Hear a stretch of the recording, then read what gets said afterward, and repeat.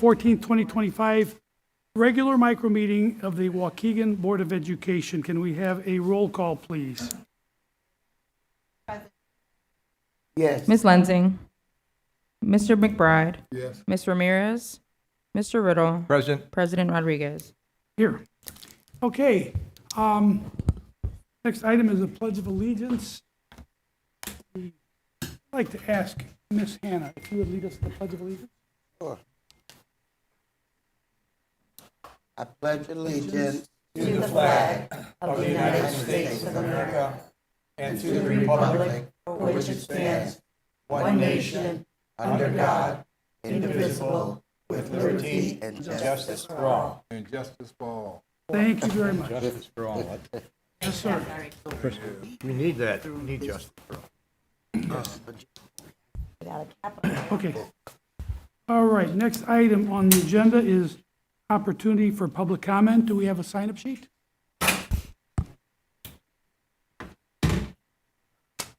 Thank you very much. Okay, when I call you, your name, please come up to the podium. State your name. You will have 3 minutes. And first name on the list is Ray Vukovic.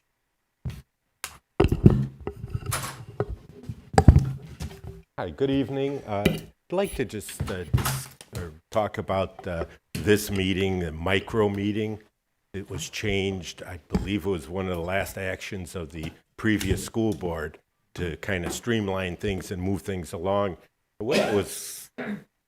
My understanding of it was that this meeting was supposed to be just some minor issues. If something comes up, you want to push it along and to pay bills.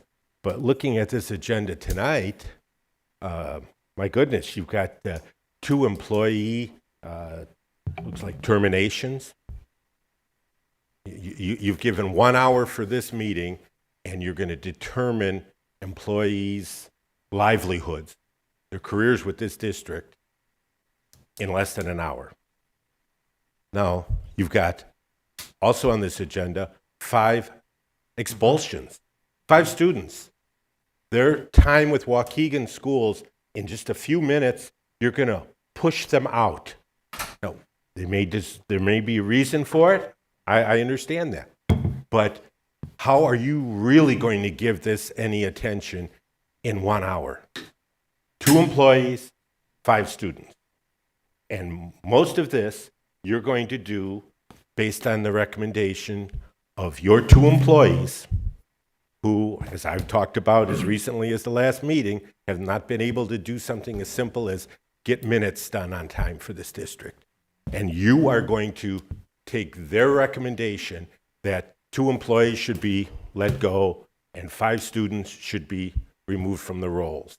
So, I think you need to look at this whole micro business and go back to the old schedule, because not only you're either going to limit it to 1 hour, or you're going to come out here and then go through the committee meetings. It's not fair to the staff and the vendors that come here for committee meetings that this board makes them wait because of the timing thing. So just my thoughts. Thank you. Thank you, Mr. Vukovic. Next name is Jay Lee.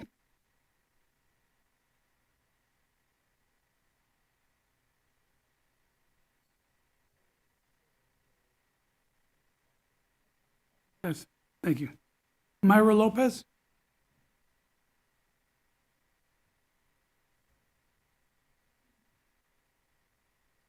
Good evening. So my concern is kind of for the whole district and the Brookside staff. So I did have a recent issue with my son. It was in a soccer game. And the parent works for the district, and so he assaulted my son and another player at that game, and nothing was done. I have been sending countless emails to not only the school staff, but also the district. And my concern is he's still getting text messages and stuff that when he goes back to school, excuse my language, I'm gonna say it how they said it, they're gonna whoop his ass. And supposedly this student is a gang member. We don't know really, because I don't live with the child. I don't know if his parent is one or not. But there has been a violation of several things. I have not sent my school back, one, because he just got his stitches out. He was unable to move his leg. And then the other one is because I cannot get a meeting to sit down with someone and say, hey, this is what we're gonna do. We need to figure it out as far as the person that was involved in that, and then now the person that is, texting my son those things. He's very, you could say, depressed because he doesn't want to play soccer anymore, and that's a thing he's done since he was a child. He's scared to go back to school because he doesn't know, what this child or anyone else is going to do. And I'm just very upset that I would have to even come here to this meeting to let someone know, can you help me? What can we do together? Because these kids are going to be in school for another 3 years together. I think it should have stopped when I asked over a month ago to speak to the coach. I think that none of this would have happened if we would have addressed it when I asked.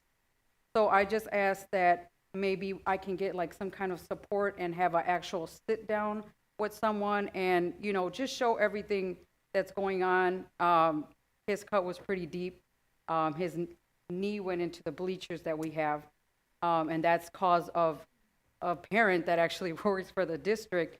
So, I mean, if we're showing our kids that, you can bully somebody or that the parent is okay to work for the district and that you can do this to these kids, then what are we showing them? Because I don't think, to me, at my house, if you're the bully, I will take you to the school and we will figure it out. And I don't think that that should be, okay in general. And it's just not for my child. I would stand up for anybody's child. I'm standing up for the other child's mom that, she's afraid to come up, but I'm going to be the voice because if the school doesn't want to be the voice, then I will be the voice for them. So I just ask, maybe we can get some time or something to figure it out because I would like my son to go back to. So. Ms. Lopez, Ms. Patty is going to meet with you Okay. when you step away from the podium. Thank you. Thank you, Ms. Lopez. Allison Bosley? Okay, thank you very much. All right, moving on. Next item on the agenda is move to closed session. I would like to ask for a motion to go into closed session for the purpose of discussing items that fall under the following categories that are exceptions to the Illinois Open Meetings Act. Personnel matters, C1, specific personnel appointment, employment, compensation, performance, dismissals. Student matters, exception C9, student discipline. Closed session minutes, exception C21, review of closed session minutes. Motion. Motion by Mr. Riddle, second by Second. Ms. Fabian. Roll call vote, please. Ms. Fabian? Yes. Ms. Hannah? Yes. Ms. Lensing? Yes. Mr. McBride? Yes. Ms. Ramirez? Mr. Riddle? Yes. President Rodriguez? Yes, motion carries. We are now in closed session.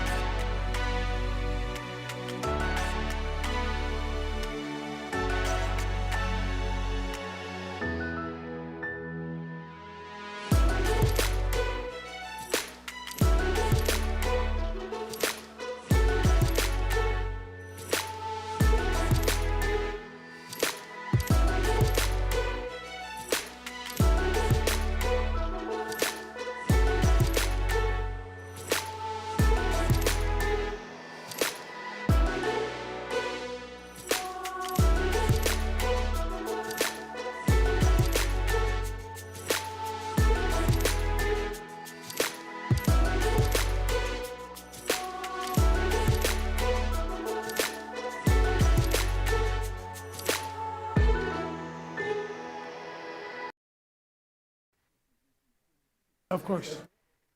Of course. That's not what I had heard. But if you, okay.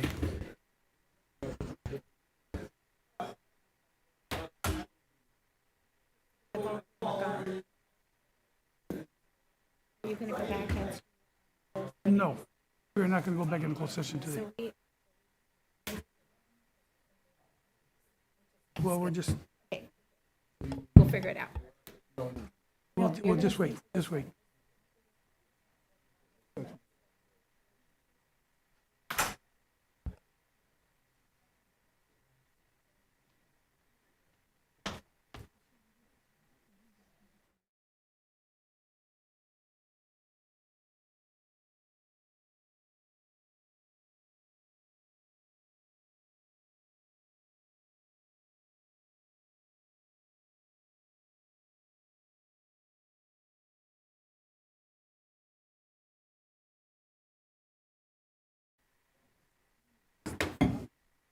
Employment, compensation, performance dismissal, student matters, exception C9, student discipline, and closed session minutes, exception C21, review of closed session minutes. At this point, I would like to ask for a motion to go into open session. Motion by Ms. Lenzing. Second. Second by Ms. Hannah. Roll call vote, please. Yes. Ms. Hannah. Yes. Ms. Lynn. Yes. President Rodriguez. Yes, motion carries. We are now in open session. Next item on the agenda, purchases and contracts. Approval of design build contract with Crimson Design and Construction for Lewis Middle School kitchen product. It is recommended that the Board of Education approve the design-build project proposal for Crimson Design and Construction for the construction of teaching kitchen at Lewis Middle School with a total project cost of up to $330,962. Motion to approve. Motion by Mr. Riddle. Second. Second by Mr. McBride. Any discussion on the motion? Yes, Ms. Hannah. I have some questions regarding this item. When I was going through the documents, the contract, so forth, and I there within this bid or the specifications, there are no costs for appliances or furniture for this project. So ultimately, the school district is going to have to pay twice for this project.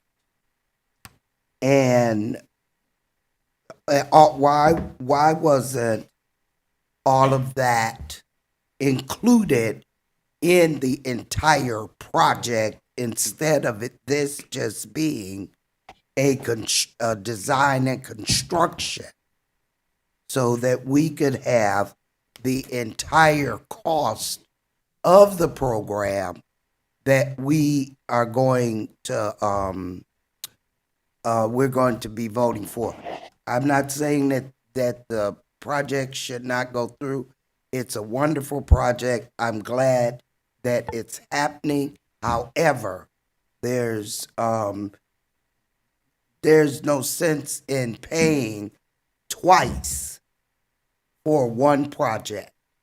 And within the specifications and the proposal, you would think that all of the cost for the entire project would have been included. And to go a little further, I don't understand in Article 2 about the contract sum that there is there's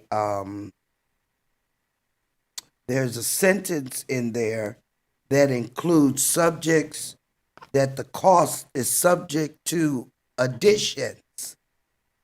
What does that mean? And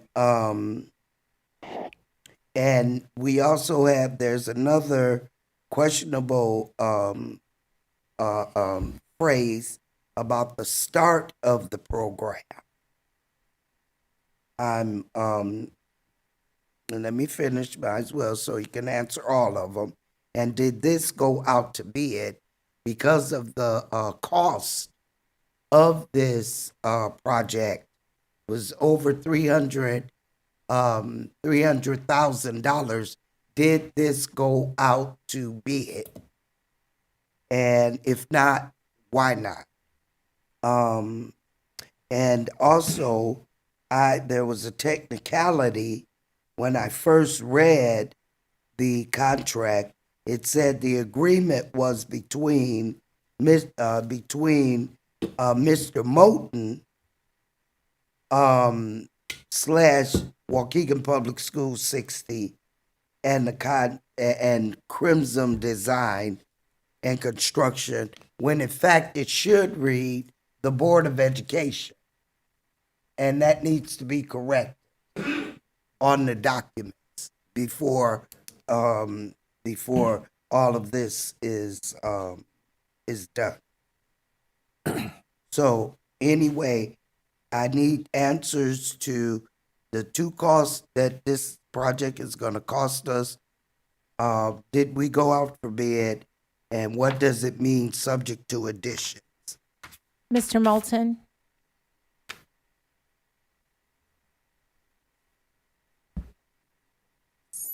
The first question is, in the amount that we're seeing, is there furniture costs included in this price? There was nothing listed on the document. They were at zero. So the reason there is zero, we don't need any cost. I've been running this program for 2.5 years, and I've already got all the equipment. We've been using the greenhouse we have every piece of equipment that we need. We're just going to be moving out of the greenhouse into the kitchen. So there is not going to be another come to the board for any money. We have what we need. Thank you for clarifying that. Thank you. Now, Mr. Moulton. All right, thank you. Thank you for the salsa. Mr. Moulton, can you talk about the bid amount, please? No, I'm not asking about the bid amount. I'm asking if it went out to bid. Yes, think that's there's what I'm clarification. referring to. Yeah, thank you. So good evening, board members, staff, community, superintendent. So this particular project did not go out to bid. This is a design build project where we're not engaging with a construction company. We're engaging with an architecture service that is a specializes in this particular type of a project. So,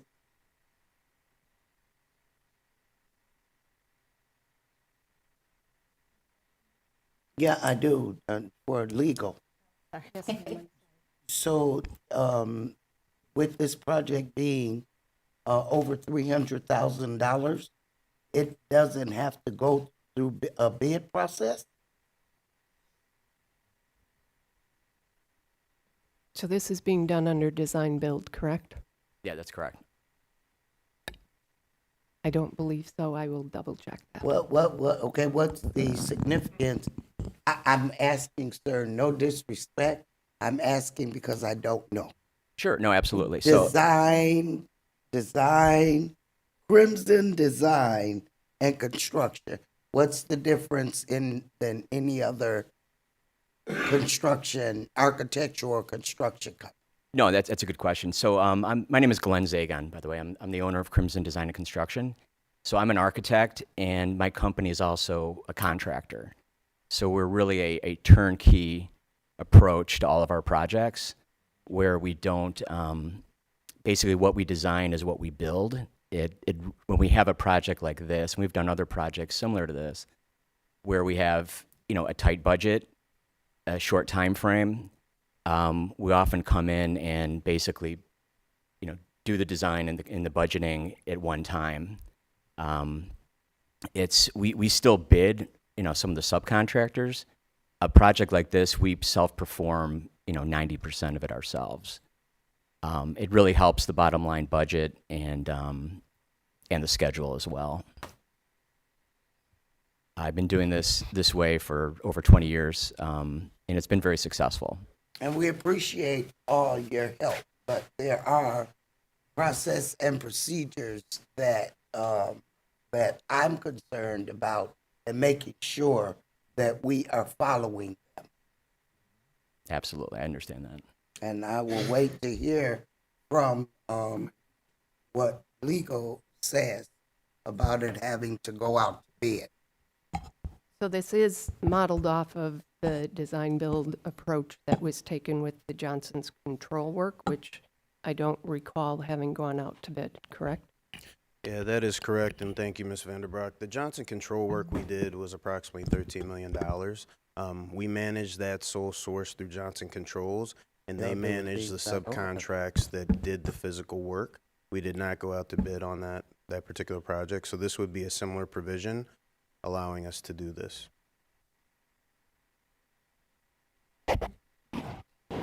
I'm going to ask that we hold this. Ms. Hannah, if you can get Ms. Vanderbroek your questions, we will put this back on the agenda for our upcoming meeting.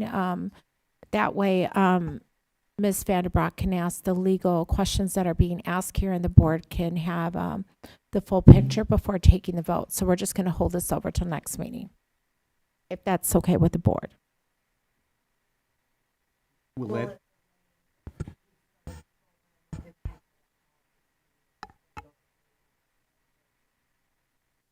So thank you for the question. Currently, this is anticipated to start in November, so it would delay 2 weeks, that process. I can ask Mr. Glenn to speak more specifically to that, because there were some things anticipated to be done prior to the winter season. And also, if the board feels comfortable voting tonight, I was just trying to give you some time to get your legal questions answered. So I do think you could modify the motion to vote subject to confirmation as to whether it needs to be bid. I'd be willing to do that. If we can do that. Would that satisfy your concerns, Ms. Hannah? Yeah, and don't misunderstand. I'm not talking about the project. Okay, not getting it done. I'm talking about the process.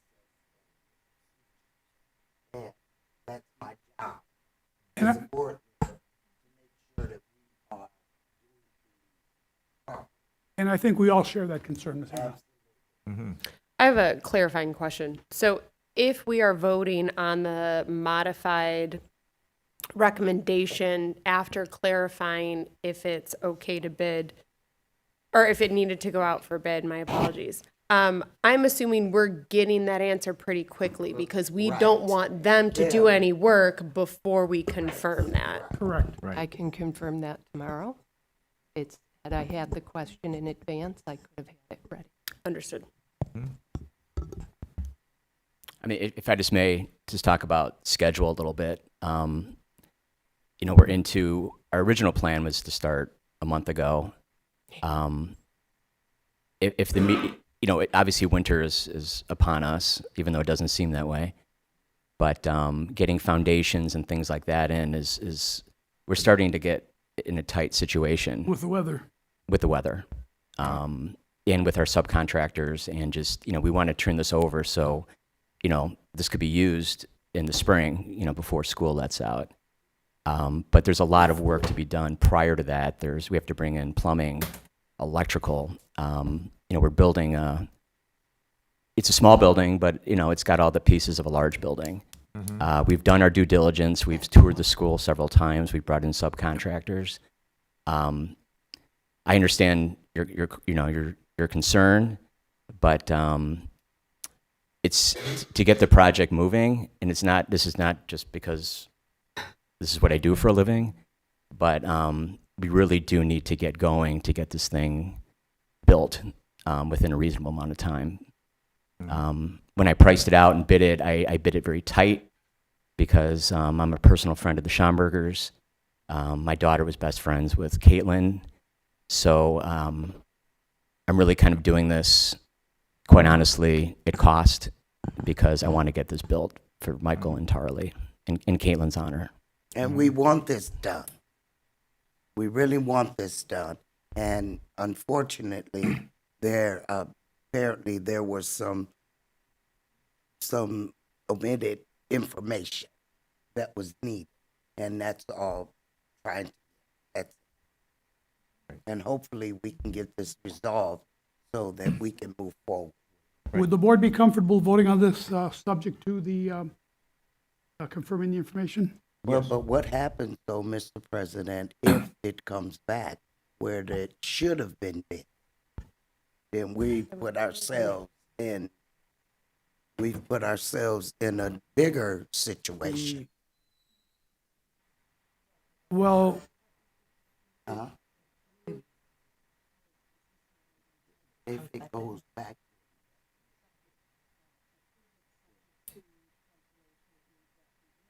Right.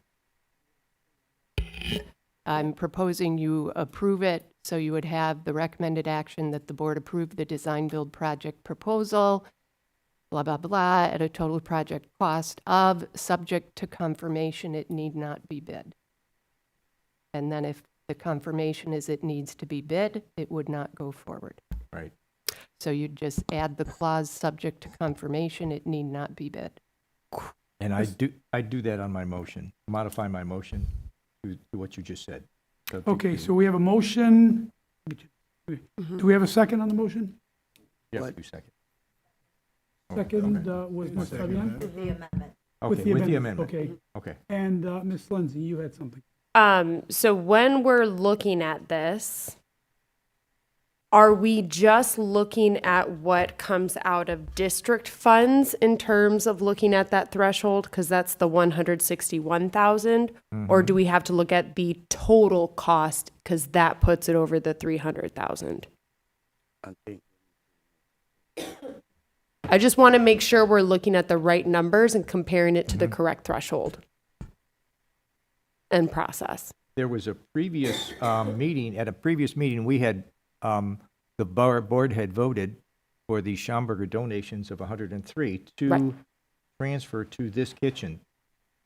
So it was the Caitlin's Kitchen. We'd done that already, so that Yeah, we did money's that. moving. Then there's some local donations and a connections grant. Right. So my question is, when we're double checking this answer, I want to make sure we're clear on what number we're looking at.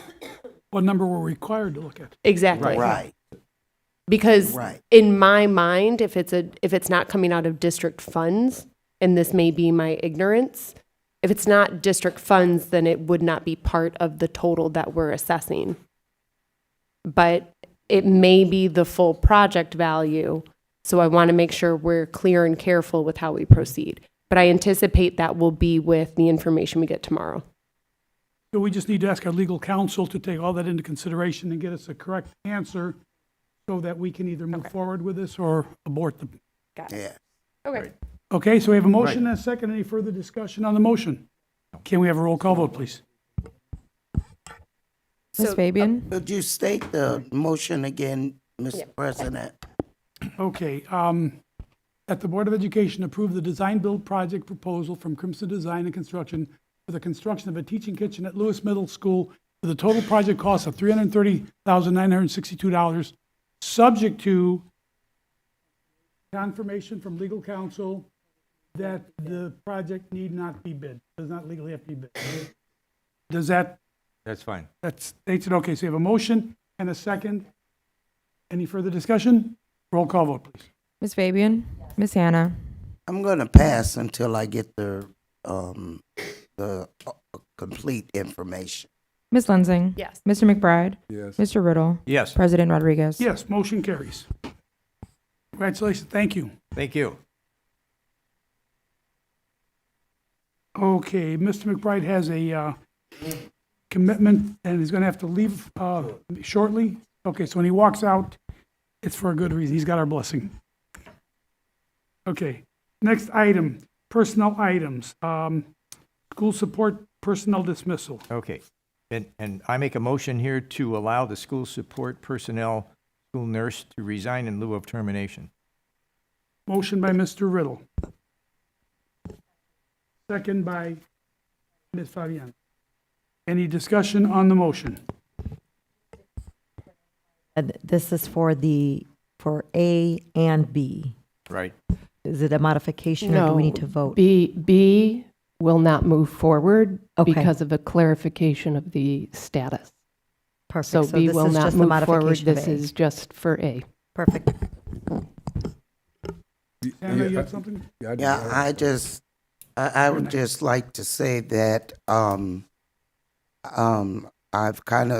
I've been sitting here for some, not all of my years here, but, in the recent years, and, there seems to be like some kind of, uh, excuse me, I'm just trying to get my word that on one hand, we are short employees. On the other hand, we get rid of employees. And I'd like us to find a happy medium where we're trying to do everything to hold on to our staff.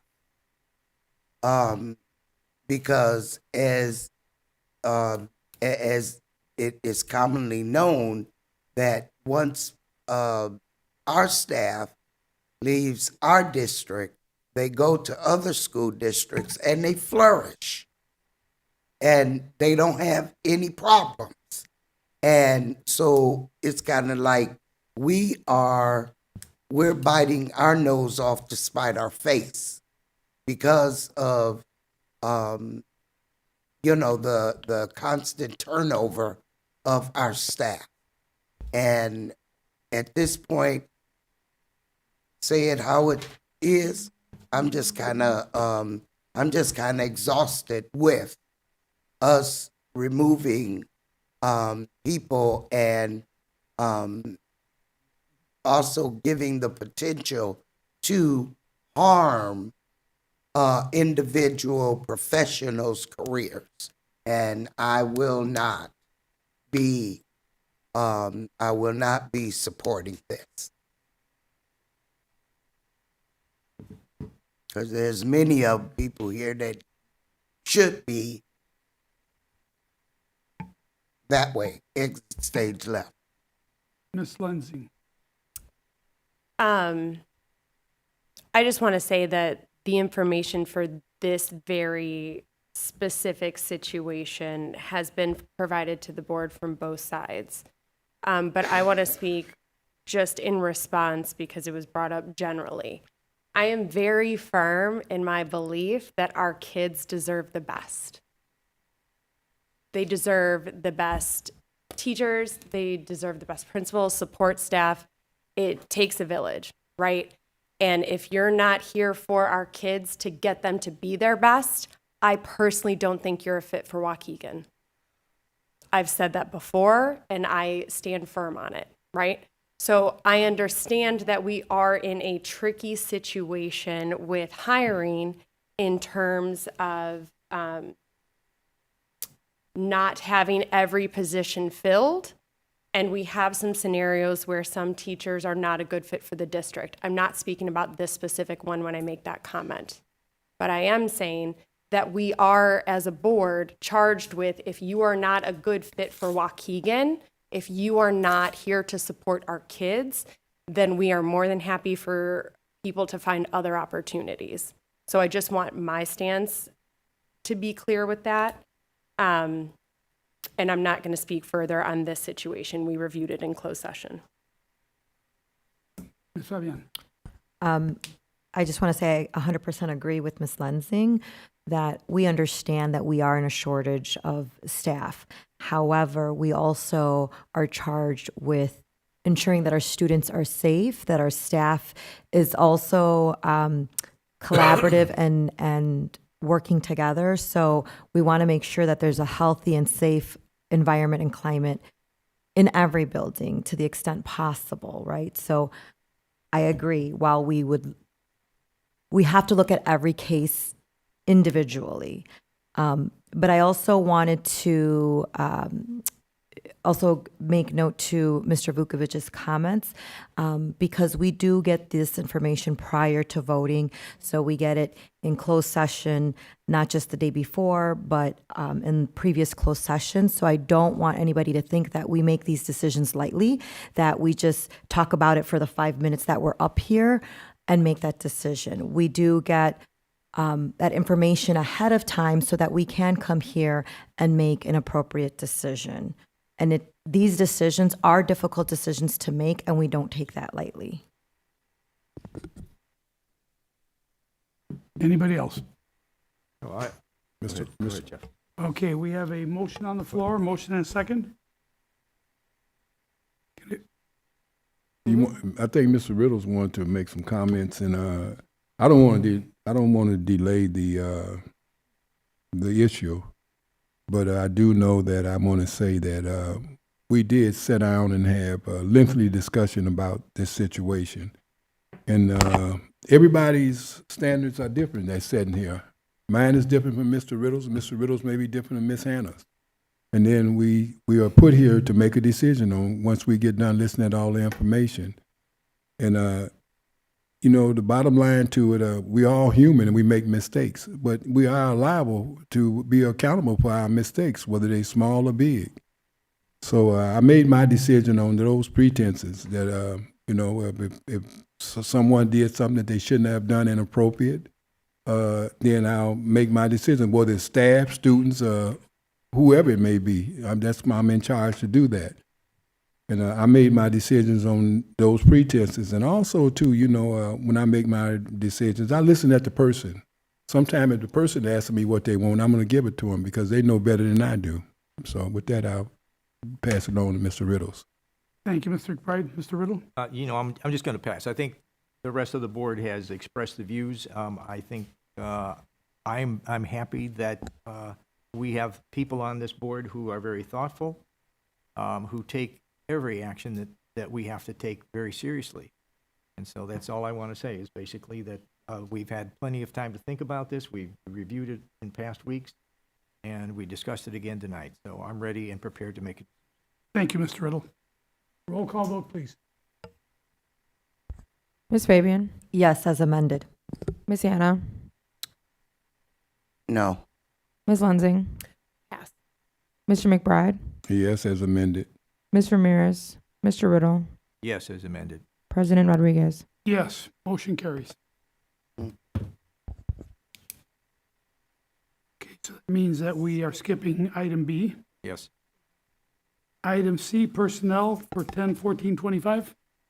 It is the recommendation that the Board of Education accept the administration's recommendation to approve the appointments, retirements, and accept the resignations and terminations as found on schedules F1002, L949, T317, and G660. Motion to approve. Motion by Mr. Riddle, Second. second by Ms. Fabian. Any discussion on this motion? Roll call vote, We'll please. come back to that. Ms. Fabian? Okay. Yes, Miss- sorry, we were having a separate Yeah, discussion. clarifying and we'll circle back. Yeah, okay. Ms. So Hannah? yes to C. Ms. Hannah? What? Personnel. Personnel, Oh, we'll go yeah. back to the A. Sorry. Yes. Ms. Lensing? Yes. Mr. McBride? Yes. Mr. Riddle? Yes. President Rodriguez? Yes, motion carries.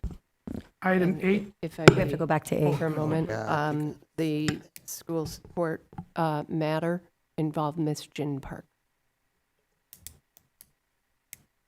thank you. Item 8D, approval of head coaches for 2025-2026. It is the recommendation that the Board of Education accept the administration's recommendations to approve the head coach appointments for the 2025-26 school year.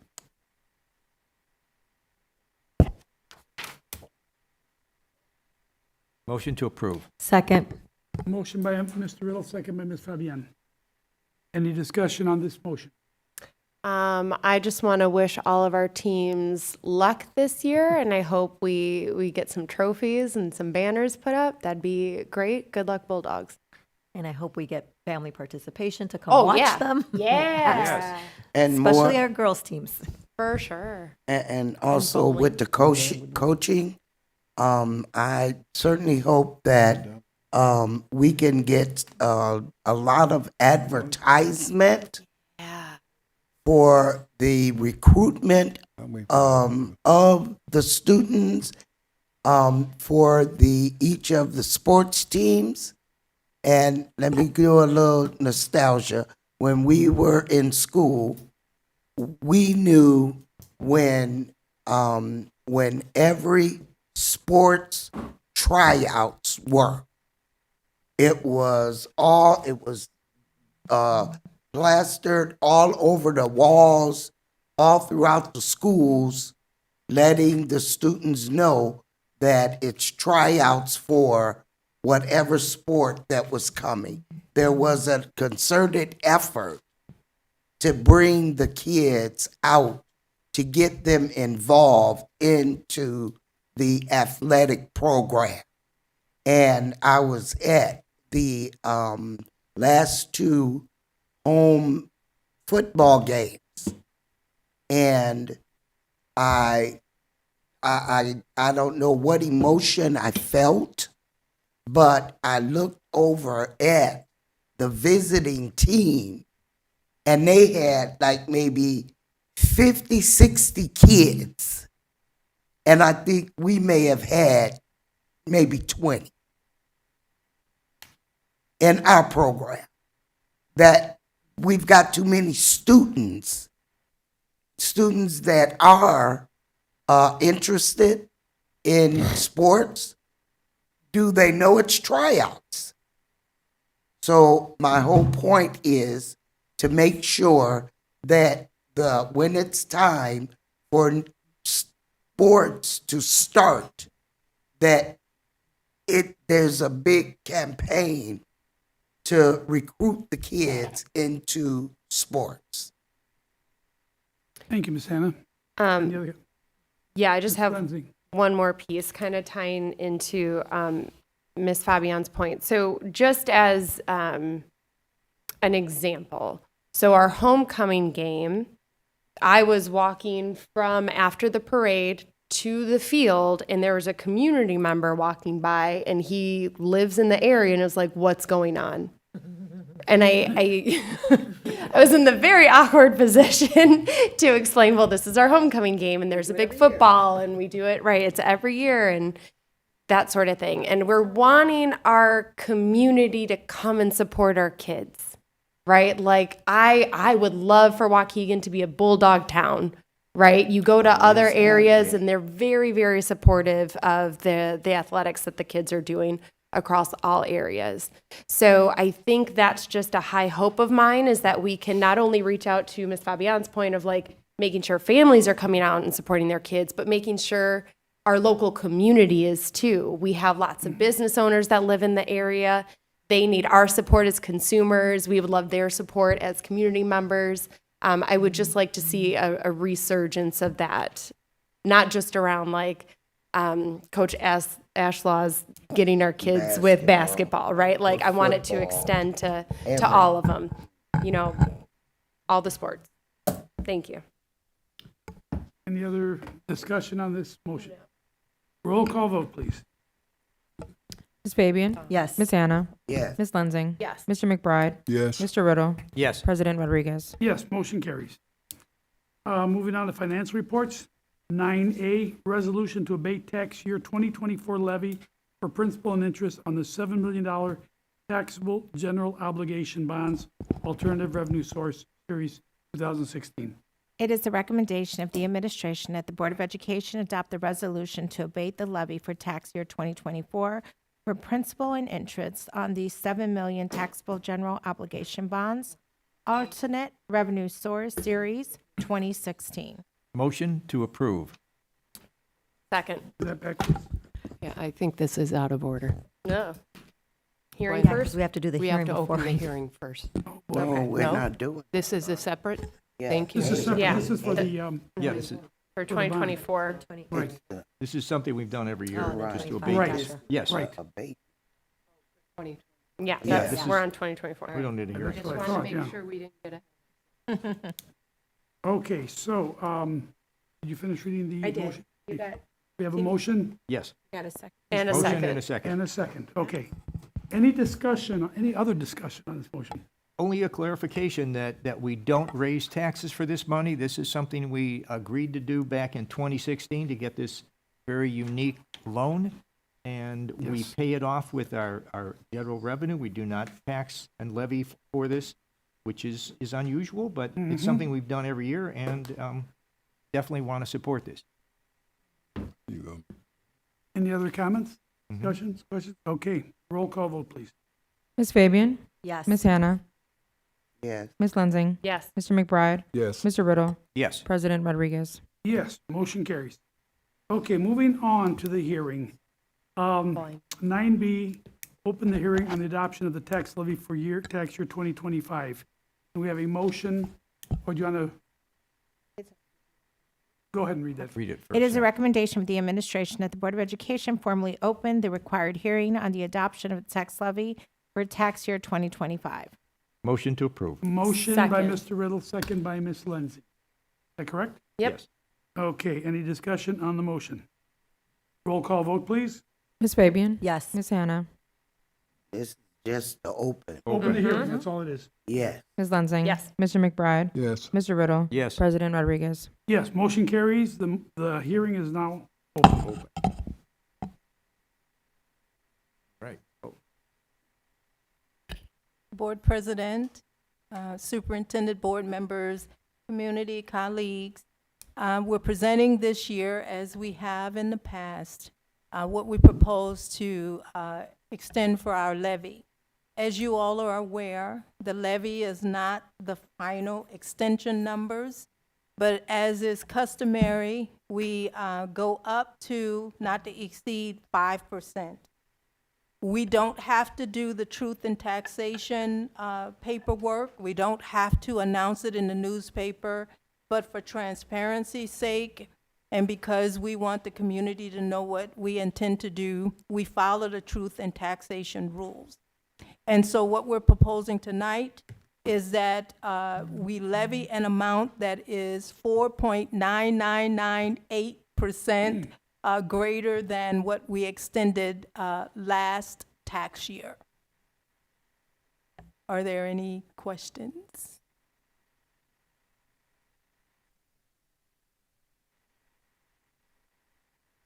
No questions? all right.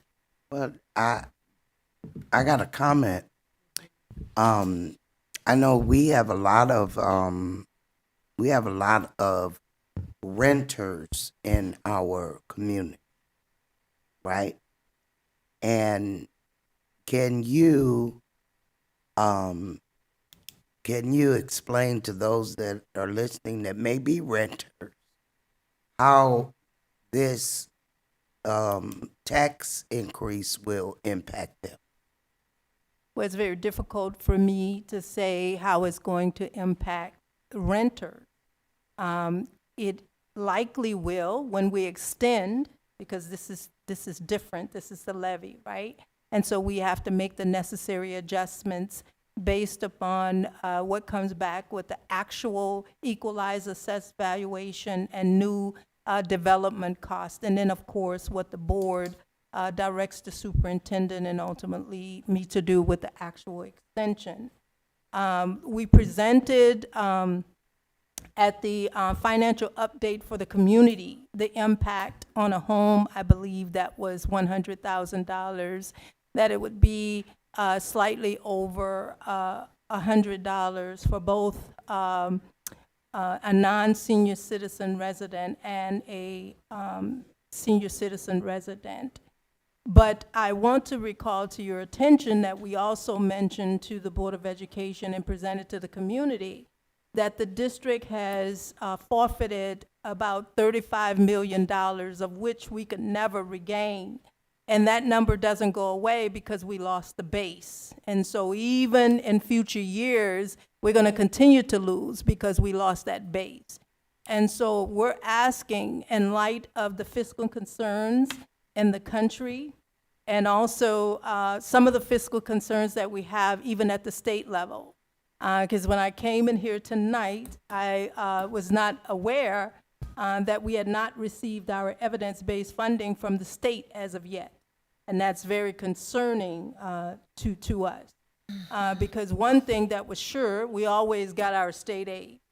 So because it's late, that is a concern that we could possibly go back to proration, which is something that we mentioned to the board and the community some time ago. So to lose additional money in taxes, or to lose that tax base, in addition to the probability or the possibility of losing evidence-based funding, is very concerning. So at the very least, although this is not what we are recommending to the board, at the very least, we would like to levy to our full extent, right? And then have further discussions about what actually has to be extended. Even if that means that we keep it level, although we're not saying that, but we abate, right? We go up and we abate. We wouldn't lose our base. But what we are asking beyond the levy is that we increase the taxes, because we have left a lot of money on the table, a lot. Okay, and Ms. Hannah. okay, and if I could go further, I really would like to say that whenever the taxes are raised, the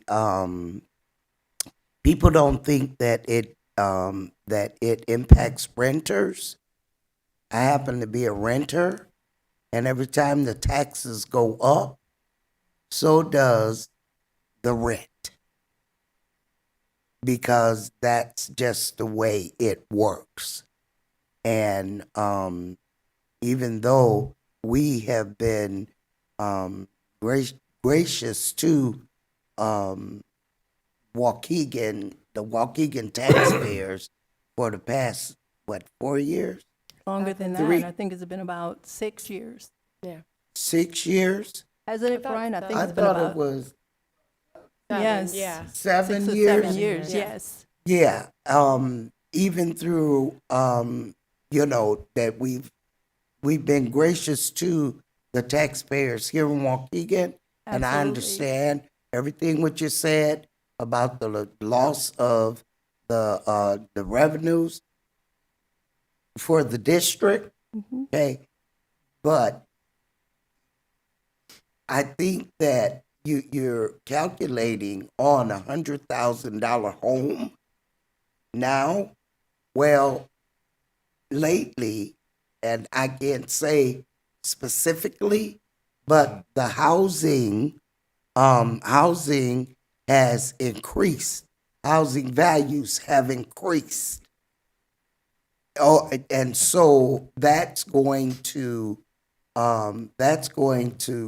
cause a bigger burden in the taxes, because it's no longer the average $100,000 house anymore.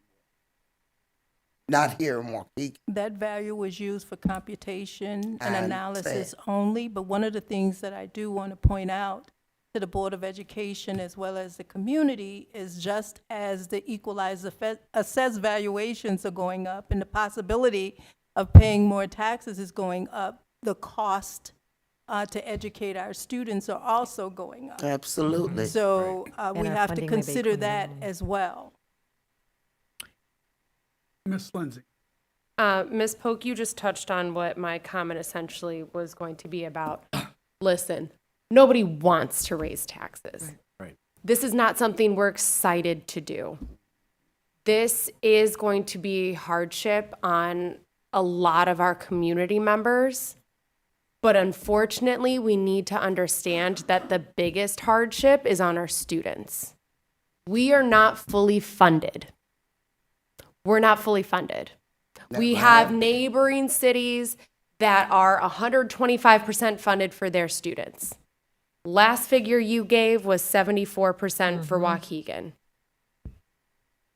We have other factors impacting our student success in our school district that we can't control. That's not just tied to being 74% funded. We have a responsibility to these kids to give them the best possible future that we can. We have I'm going to try to pick my words carefully. We have a federal government that is holding funds hostage, in a sense. They are withholding funds. They have just cut how many positions from the special ed department, right? We are seeing things that we never anticipated we would face before. It is beautiful that we have been able to make it level for our community for as long as we have. Unfortunately, I hate that we have to do this, but I'm going to be voting in favor of it, because if we can't count on those funds, unfortunately, we need to start putting down the sandbags and lessen the impact of what the storm is going to be on our district. I think the community just wants to see progress in our schools. So that's the give and take relationship that we as a board need to be mindful of. Thank you, Ms. Lensing. Ms. Fabian? Ms. Lensing touched on what I was going to add to that. It's the financial forecasting. We're well off this year. We have no idea what next year holds when we've been seeing this administration cut Department of Education, cut grants, and cut federal funding. So again, we plan and we forecast dependent on what we believe we're going to receive. We're at the point where we have no idea for school year 27 what that looks like. So to Ms. Lensing's point, we have to know how we're going to weather the storm if that storm hits. So none of us can say for sure all of it's going to be cut, half of it's going to be cut. We have no idea what that's going to look like for next year. So again, we all live in Waukegan. This is impacting us as well. So we understand the weight and the burden of hiring taxes. But it's a necessity, and we've tried to, and I should say we and the previous boards, because we're new, but the previous boards have really tried to lessen that impact on our families by holding back for so many years. We're at that point where we can't hold back, and we've left a lot of money on the table. It's a hard decision, but it's one we have to make. And again, I think we just have to be mindful, again, to Ms. Lensing's point, on if we're taxing our community, they want to see the progress and they want to see where we're utilizing that money. So I would also encourage and invite families and community members to come out to those budget meetings. We host those hearings. We are very transparent on every single department and their alignment, but we need more of that community support and that family voice to come and really help navigate and guide and say, this is what we want or not, or this is our priority or not. Again, I encourage our district to do a better job of promoting those budget meetings so that our community, not just, we're not just emailing families, but that our community as a whole is aware of that budgeting process. Yeah, and we're going to listen to a couple more board comments, and then we're going to open this up to the community. And so community will be allowed and invited to comment or ask questions. I just want to say one thing. Okay, all of us up here live in Waukegan. We all live within District 60 boundaries. And if we vote to increase the levy, then this is going to impact all of us up here. Okay, and yet this is a decision that we have to make, and we have to make this in the interest of our children. One of the things that we swore to do when we took our oath of office as school board members was to make sure that the resources are provided so that the school district can provide a high-quality education for our children. So that we swore an oath. So we don't have a choice in that matter. We have to make sure that the funds are there, especially in light of all the uncertainty that exists in the modern day and age. Now, Ms. Hannah, you wanted to say something? Yeah, I just wanted to say, we knew that this was coming. The district knew that this was coming. Okay, the ask for the increasing the taxes, right? And I just wish that there had been a plan for before all of the 4.99999 tax rate, right? That we took and we looked at some of the things that we could reduce in spending. And you all have heard me talk about reducing spending because we were uncertain about the future. I've been talking about that for the last year and a half, maybe 2 years, about cutting the district expenditures. And before we talked about raising the taxes like we are for Waukegan. I understand it all, but I wish we had have had a plan where instead of 4.999, it could have been 3.555, okay, instead of the whole maximum, and we did our part by being fiscally responsible by streamlining the spending that has been going on. Well, if I could. Please, Ms. Polk. The 4.9998 number that we're proposing tonight has been something we've done for 18 years since I've been in the district. That's a common practice among all the business managers because we don't know what the real EAV is, and we don't know what new development numbers are. We go as high as we can so that we can make an informed decision when we have all of the information that's needed, right? So that's the levy.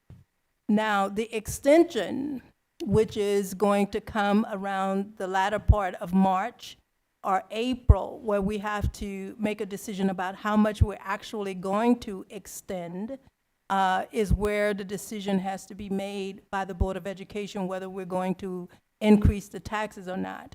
But I think that it's very important that we state what the superintendent's position is in terms of increasing the taxes. And that's because of one of the decisions that we made primarily at the last negotiation tables regarding compensation. Compensation, as we presented to the Board of Education, make up almost 80% of what I'm talking about, salary and benefits. So that's a large amount. If the CPI, the Consumer Price Index, is 2.9%, and we're giving 4% on average raises to the union members, that tells you right there that we're not getting enough revenue in to match what we're giving out in raises. Are we saying that's a bad thing? Absolutely not. The board agreed that it wanted to put a lot of its money on salary and benefits, and that's what we did.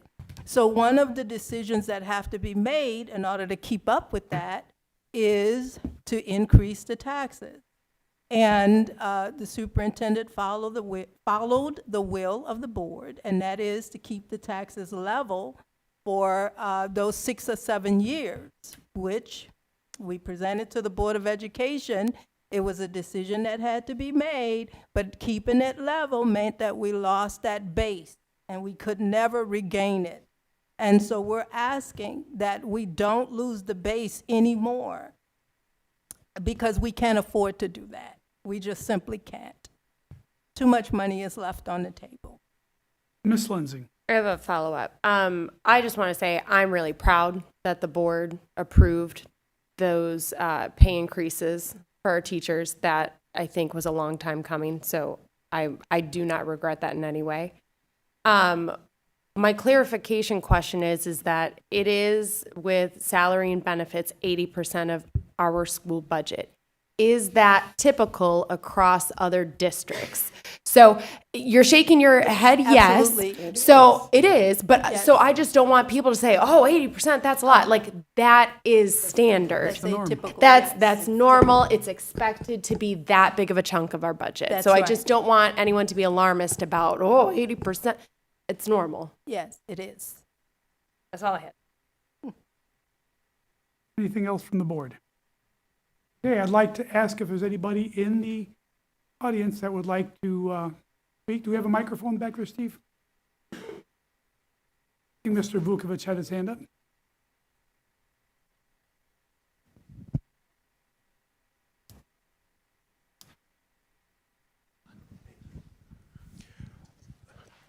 Property taxes. Now, Ms. Hannah brought up about renters. Actually, in renter's situation, the owner of that property doesn't get the homestead exemption or a senior exemption. So people that are renting are actually probably paying more than their next door neighbor that would get those exemptions. Property taxes are extremely difficult. There's very few elected officials that really know property taxes. They'll say that they'll hold things level, but there's different things. There's the extension, there's the rate. Now, just the last couple of years, you've kept your extension flat. So the amount of dollars you've asked for were the same as the year before. But like this year, you're looking at a 7.5% increase in your evaluation, assessed valuation. For most people, it's over 10%. So even if the tax rate for all levels of government are kept the same, they're going to see their tax bill go up. That's just the way, it's a percentage of the value. And homes are going up. It's probably closer to 250 is about the minimum anymore in Waukegan for sales. So people are seeing that side of it. Ms. Lensing, I agree with you about the other districts.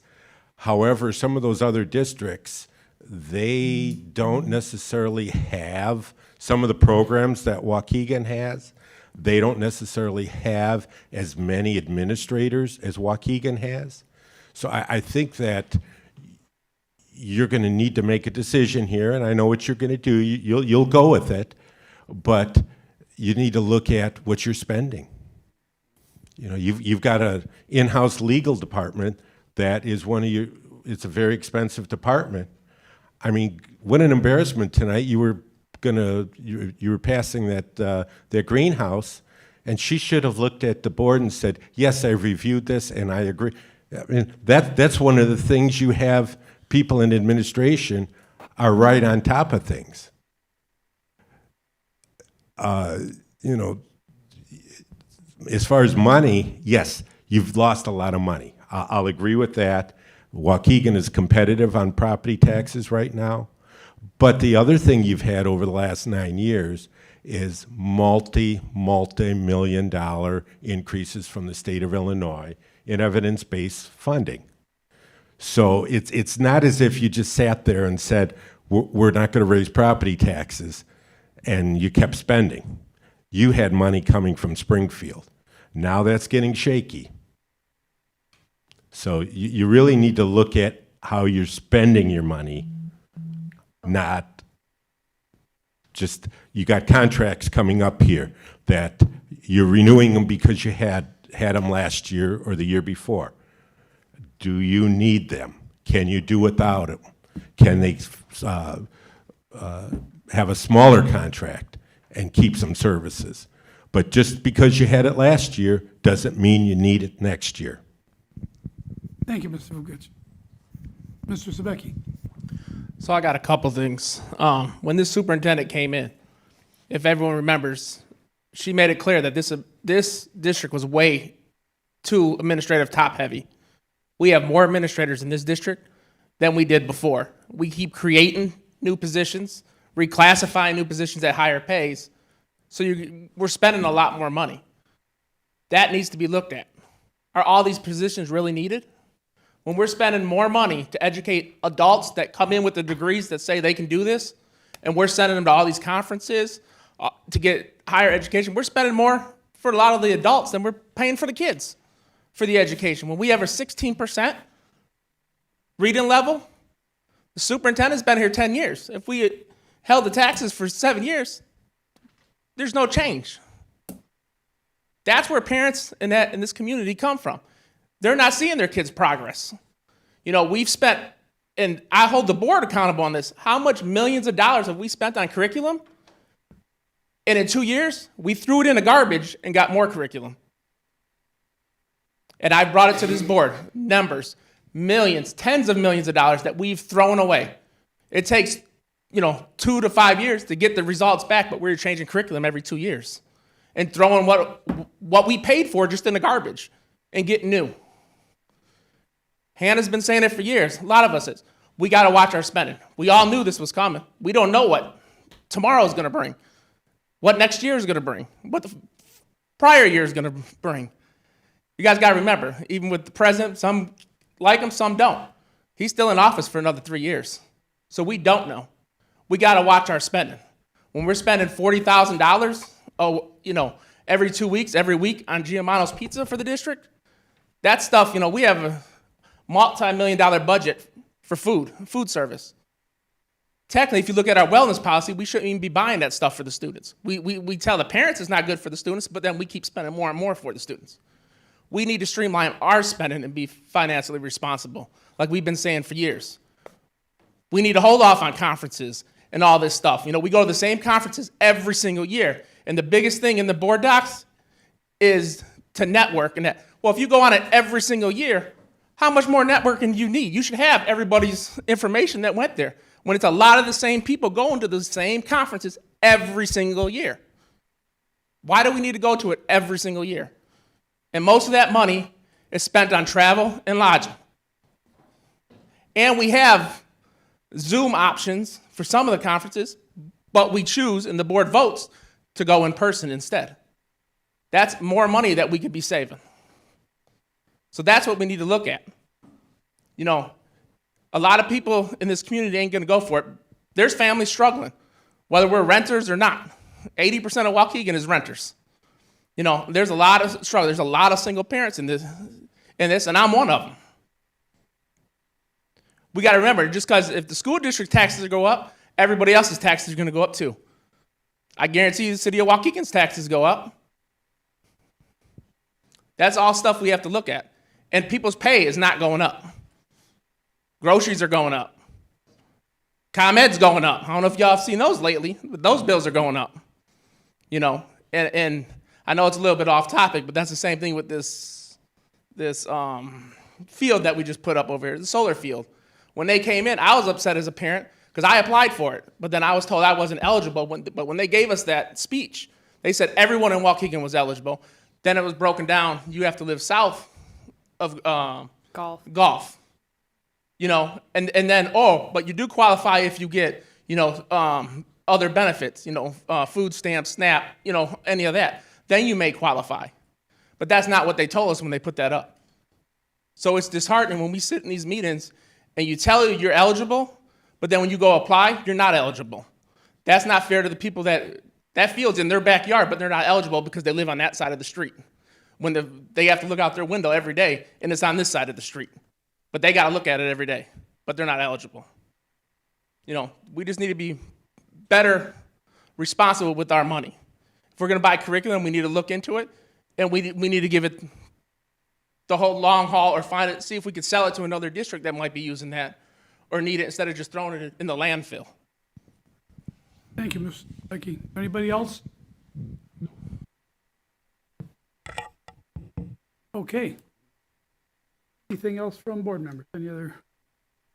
All right, then I would like to ask for a motion to close the hearing on the adoption of the tax levy for tax year 2025. So moved. Motion by Mr. Riddle, second by Ms. Lindsay. Any further discussion on the motion? We have a roll call vote, please. Ms. Fabian? Yes. Ms. Hannah? No. Ms. You don't Lindsay? want to close You the wanna close the Oh, hearing?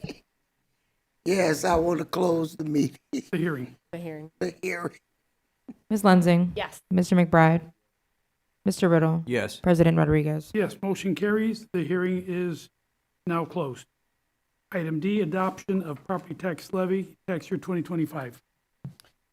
It is recommended by the administration that the Board of Education approve the aggregate levy and at the amounts attached totaling $55,408,404 and authorize the superintendent, the treasurer, or her designee to submit the information to the Lake County Clerk's office no later than last Tuesday in December.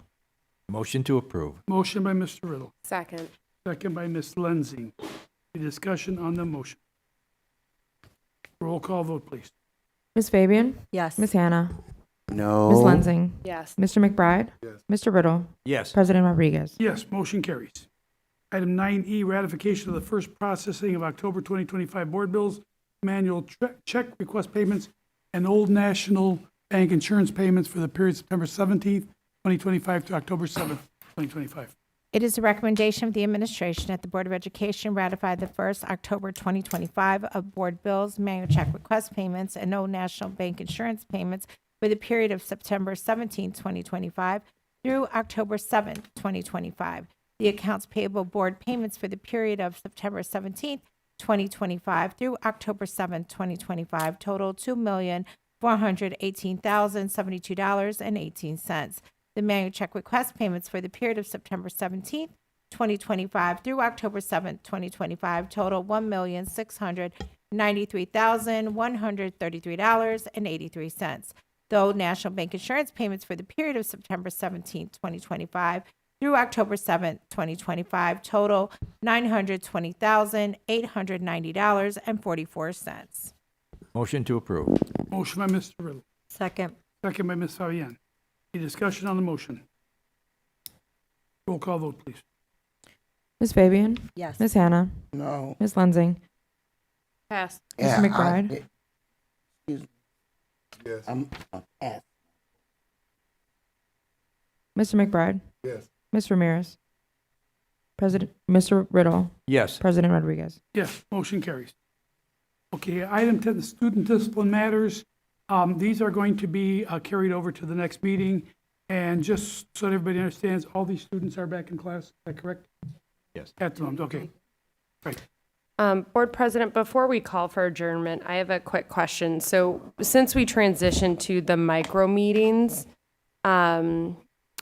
board members only have one time a month to have board commentary. I forget what our labeling was. Board member time. Board member time, yes. Is that something that we can build into these micro meetings? Because I think, like, to the point that you've made previously, we want to share what we've been seeing in the community. Mm-hmm. We want to share what we've witnessed in our schools and the great things that are going on, but we've reduced our opportunity to do so. So I would like to add on as 11 board member time and make adjournment 12, if that's an option. We can do that, and I usually ask at the end of the meeting anyway, before we. We haven't for We haven't micro been doing it, meetings, yeah. not for micro meetings. For the other meetings, we No, do. we have board member time as an actual agenda item. But I usually ask if there's anything else anybody wants to say. Not on here now, though. Yeah, we can do that. Okay, that would be Yeah, we great. can definitely do that. Ms. Hannah? I would like to know with the micro meetings, I'd like to know if all they coincide with the work that the staff has to do that brings forth the agenda item. I'm having a hard time following. I apologize. Has the micro meeting caused any hardship on the departments in the district? Because, okay, let me give you an example. We have to pay bills, right? Every 2 weeks. We pay bills every 2 weeks, right?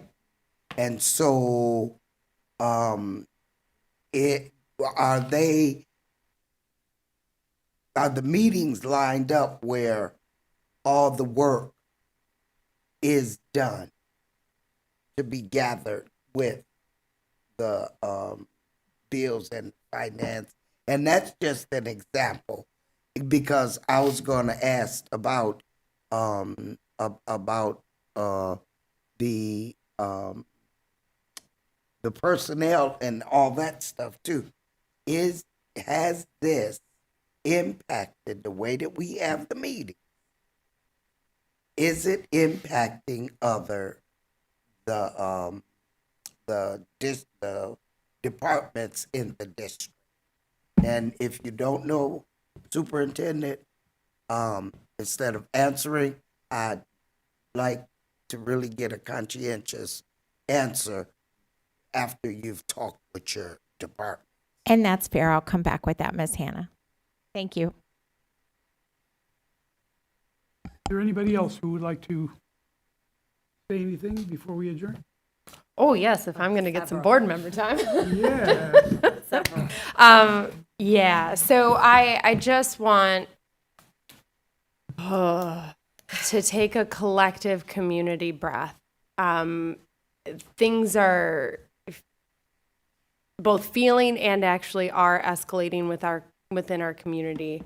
I want us to make sure that we extend as much grace to others as much as possible. Fears are heightened, legitimately so. Anxiety is heightened, legitimately so. The presence of additional individuals in our community has caused people to stay home. It's having an impact on all of our mental health.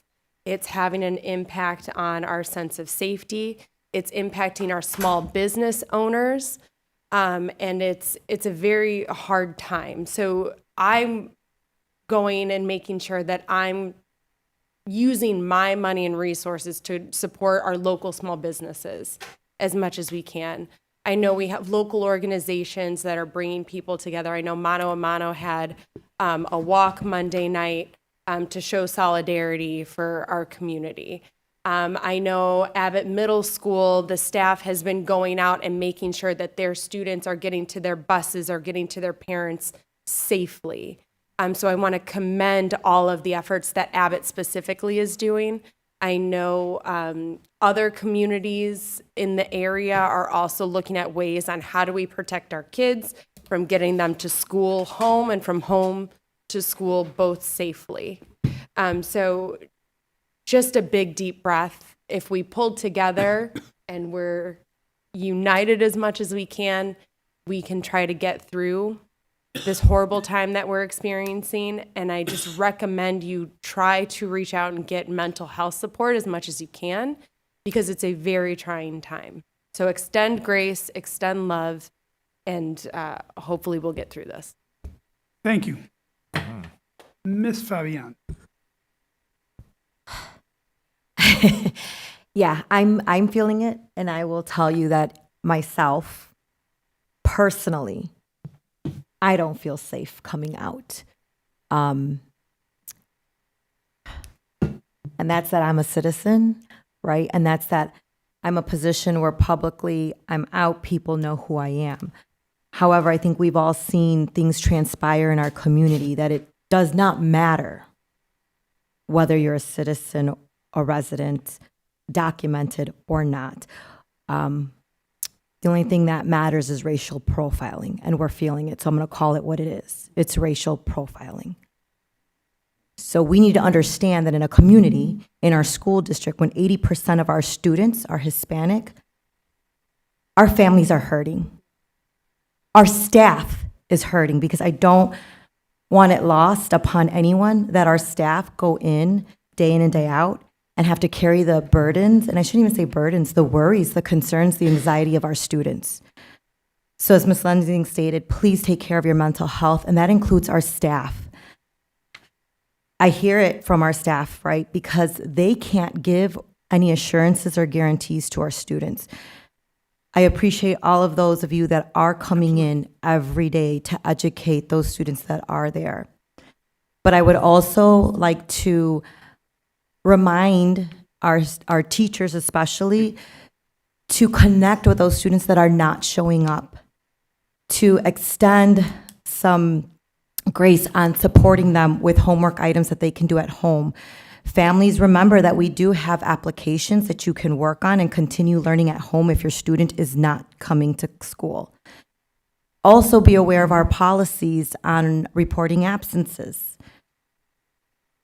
and ensure that you're calling your student in.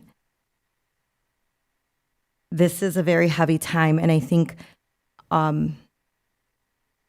we all need to be well informed of all of our rights, because everyone has, and I'm going to say it again, everyone has constitutional rights regardless of their status.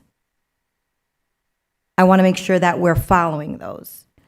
I also want to remind everyone of ICER's hotline, and I'm sure you've seen it everywhere, but if you see something, say something, you can call 855-435-7693. If you are seeing any ICE activity happening, be safe. Don't insert yourself where you don't need to, but please document and record. Again, if you're a person of faith, whether you believe in a God, a higher power, many gods, pray for our community. If you don't believe, send positive vibes and thoughts. But we really need to come together as a community in support of each other, because in the middle of this, our students are losing out on education because of the fear that is being instilled and thrusted on them. And some of them can't even understand why. Again, just please watch out for your neighbors. Thank you. Ms. Hannah, did you want to say something? Not it. Okay, thank you. Mr. Riddle? Only that, as the others have said, I'm just pleased that our community is understanding and supporting in these difficult times with what is happening. I was pleased with the number of people that were at the march yesterday, and that people are doing this in a peaceful manner. We don't want to play into what ICE would like to do and any protest become violent. That would not be good for our community. On a more positive note, I would like to mention that Ms. Gladys, Principal Rodriguez at Clark School notified us the other day that we are going to have another IB school, hopefully, in our district, another elementary school, that they are in the final stages. In December, there will be a team visiting their school. So Clark, hopefully, will become another IB school for our district. So many good things are happening in our district, and we want to congratulate our principals that are doing this and all the staff that are doing this good work for the education of our kids. They only get one chance at this, and we're trying, and we have terrific staff who are working so hard to make sure that their experience in school is one of the best it can be. So again, congratulations to them. Many of our board members were at an event here not this Sunday, but a week ago Sunday. Waukegan to College had their celebration. And then this is a great organization that we partner with. Have had hundreds of a couple hundred of their kids have graduated, and many of them are involved in college right now. We're working. Is it about 100 kids we're working with right now? I think with and then they are working in some of our schools as well. Those of us that were there heard Moises Aurelio, who is an alumni of college alumni at Lake Forest College, graduate of the class of 2025. An inspiring presentation.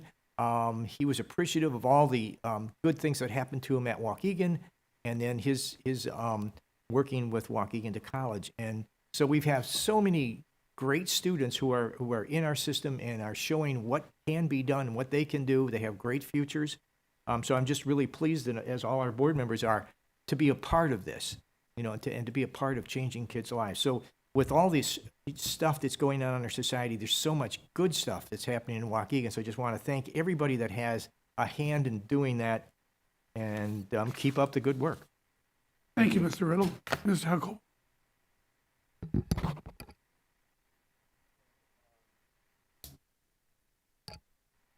in regards to whatever's happening in the community, I've myself heard from the students that a sense of worry for whatever is going on, and I really do have to say that you guys are safe. I understand it's a bunch of worrying, but you have to understand that you have to focus on your mental health, and it's really important because if you want to really exceed on education or really much whatever's going on with your family, like really try not to center yourself towards whatever's going on in the community, because it's not really it's not gonna help you very much. And in regards to the staffs and whatever situation is going on with that, I really do want to see that going on. I really want to see an improvement on staffs, on hiring. You know, a growing community is really what I really hope for. Thank you. Thank you very much. Okay, and with that, first of all, before I call for adjournment, I just want everybody to understand that we have 2 more meetings tonight. Okay, so when we adjourn, we are going to have a 10-minute recess. And before we start, Ms. Fabienne? So I will be leaving after this because I do have to head out. Okay, thank you. Thank you. Can I ask one question before Yes, we go ahead, stop Ms. Hannah. doing this one? Superintendent IB, the acronyms, could you tell people Oh, sure, that's sure. listening? International Baccalaureate. Baccalaureate. And what that, we throw around a lot of acronyms. Right. IB is International Baccalaureate. I see Principal Kramer here. He's the first school in Lake County. Whittier was the very first school in Lake County ever to be awarded this certification. And it takes several years of work with him and his staff and the children and the parents in order to become and recognize. This is a worldwide recognition, and it is a focus that is worldwide. Children learn about our world, about other cultures, and it's integrated through the school system. So we're working this through the elementary, it's going to go up to the middle school and eventually into the high school. And the children will students will get a stamp, Ms. Hannah, on their graduation certificate that will show that they have graduated from not only Waukegan, but from an IB school, an International Baccalaureate. It was a program started in Europe. It's to show us that we are one people. We may look different, we may speak different languages, we may have different cultures, but we are all one. And it's a beautiful program. Take a look at it. Certainly visit the program if you can sometime. They do a program at the end of the year. I went to it this past year. Mr. Kramer's going to do it. Principal Kramer's going to do it every year. There's a showcase. You get to see the kids and what they've been studying through the year. It's really a beautiful program. And Thank you. Yes, thank you. Thank you, Mr. Riddle. Okay, with that, I'd like to ask for a motion to adjourn. So moved. Motion by Ms. Lenzing, second by Mr. Riddle. All in favor? Aye. Opposed? Motion carries. Meeting is adjourned at 8:25. We will start the student achievement meeting. That's first, right? Yes. Start student achievement at 8:35. Okay. Ring.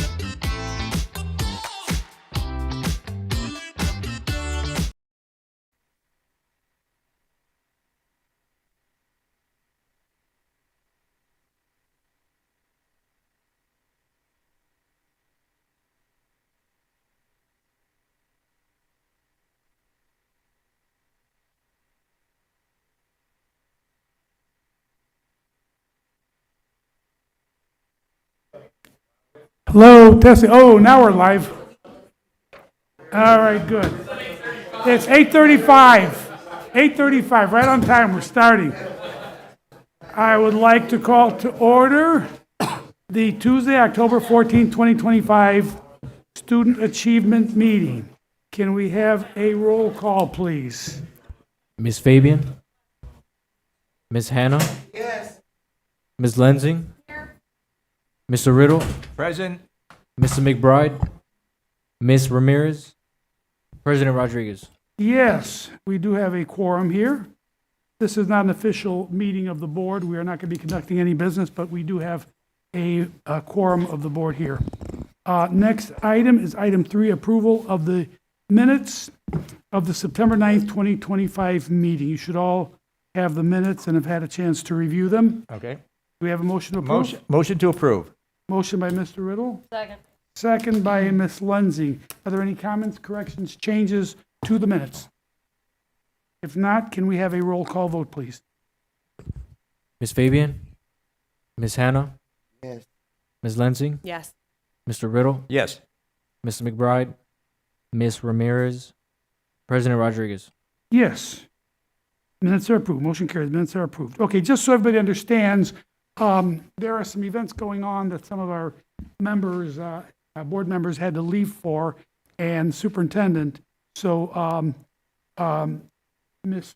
Fabian and Superintendent Placencia left. Mr. McBride had something that he was committed to attend, and board member Ramirez had a car breakdown, so she couldn't make it tonight. So anyway, but we're here. And next item, the discussion item. I see nothing under discussion items. Information for possible board action. Ms. Maluski, are you ready? Yes, thank you. Good evening, Board President, members of the board, community, and staff.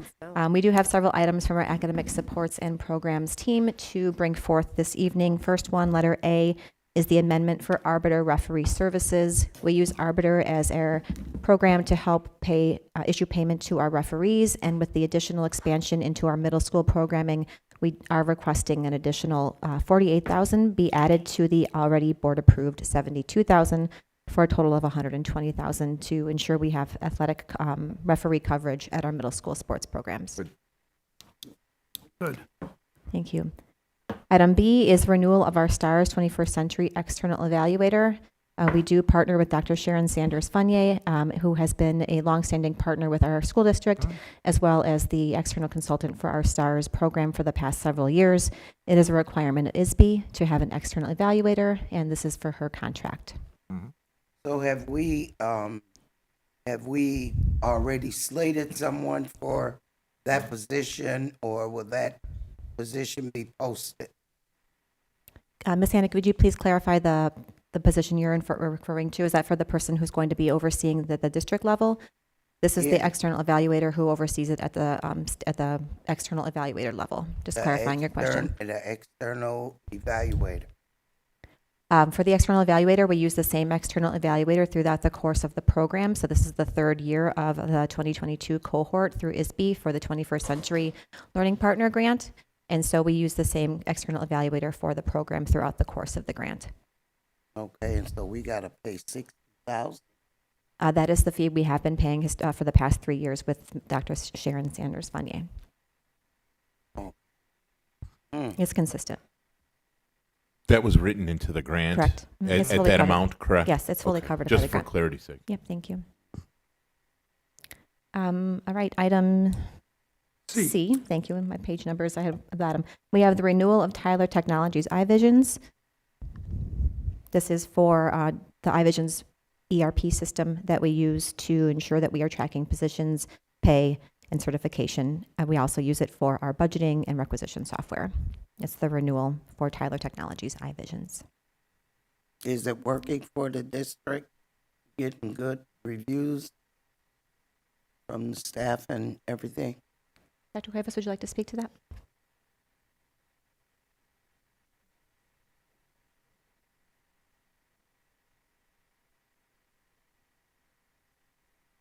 Good evening.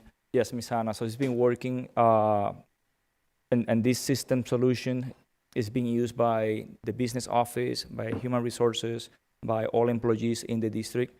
And every quarter, basically, they receive new updates. So basically, we're keeping up with the latest that they can provide to us. And so with us continually using them, are there any possibilities of any kind of discounts for the district because we continue to use them?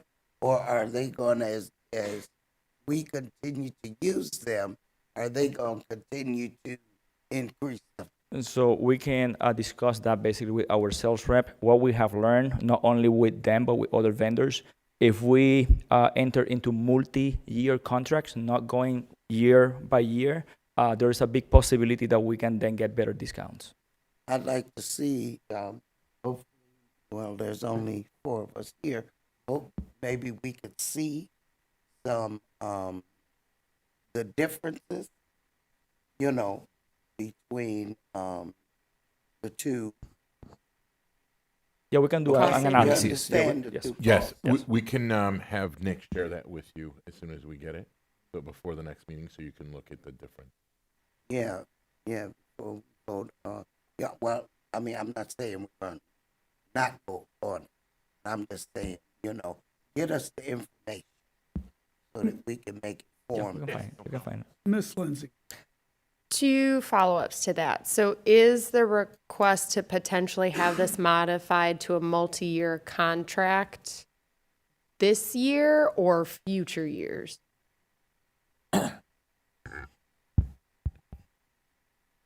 So I guess that would be dependent on what the board thinks would be the best direction to take.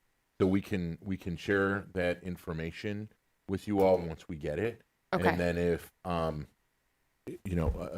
guess there could be another discussion to determine, we can have both on there. If Okay. that would be easier, we could show 1, 3. I think 3 would probably be the ideal length. We wouldn't want to go beyond 3. Right, yeah. That's typical, 3 years. So Yeah. what we can do is we can share a 1 and a 3 with you. Or if they have a 2, we can do a 1, a 2, and a 3. I'll let Dr. Cuevas can talk to those folks and we can get that to you. And then we can submit it in a way that would say, This or that. yes. Yeah, I just wanted to make sure that would be an option for this year. So I appreciate the Yeah. flexibility on that. Oh, you have a face though. Something I want to clarify, we budgeted for only 1 year. Yeah, so it's not in the budget. So we would have It's to not in the approve beyond the budget. Correct. So we could have we could take it back. We'll get you the information, then we can have a conversation with Gwen as well.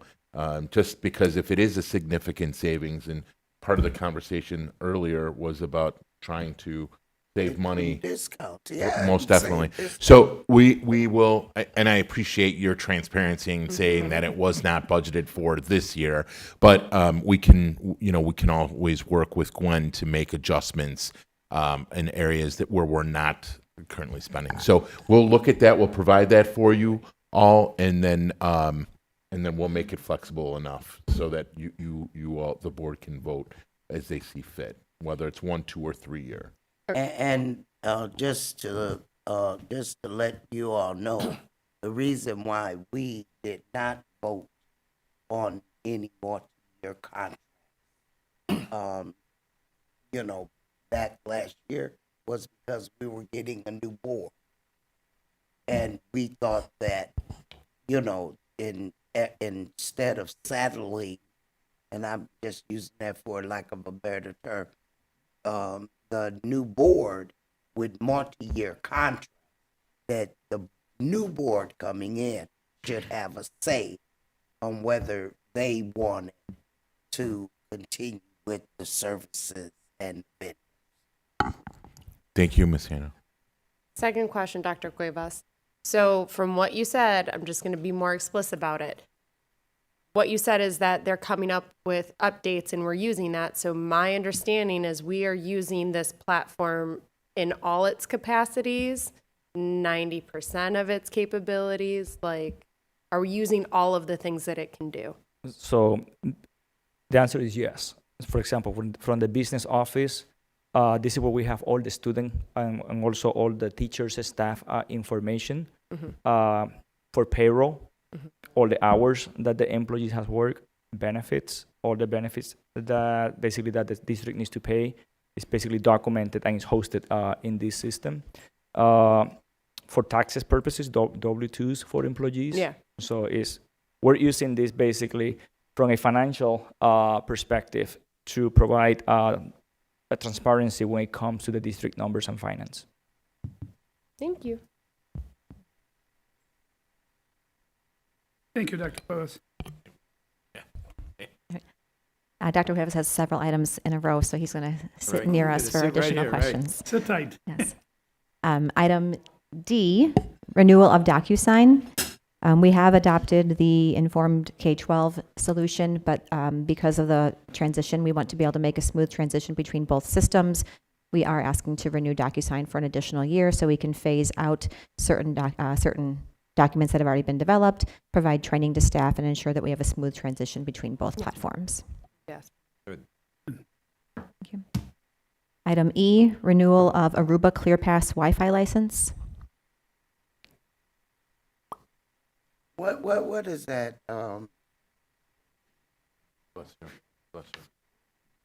The Aruba Wi-Fi is basically the infrastructure that we use to provide Wi-Fi Ethernet to all of our staff and students. So when the students go to the classroom and they need to use their Chromebooks and connect to the Ethernet, it's through that system. Thank you, Josue. Item F, renewal of Smart Sheets project management tool. That's you again. Smart Sheets is a system that many departments utilize to progress monitor and make sure that they have action plans developed to each of their goals. It helps make sure that they are keeping track of different goals, sub-goals, action items, assign it to staff members so they can progress monitor implementation, check in to see if things are finished, in progress, or if there are any delays. And it really helps like a project management workflow to make sure things on different projects across the district are, that there's a system and a plan to monitor progress. And it hasn't stopped the interpersonal. No, that's the key with point of having staff the, and all of that as absolutely not. I think it adds value because the staff members come prepared to the meetings with all the logistical pieces already documented, and then the meetings with the supervisors or the team are really continuing to problem solve through topics to make sure they're checking in on progress, and that's more of a dialogue rather than having to sit through and look at where's your numbers, what's stuck here, where are you at here. It's already communicated in advance by the team members, but by documenting their progress on the Smart Sheet. So when they are together, it is more of a dialogue than not. Thank you. Thank you. Letter G, renewal of AVIC network monitoring.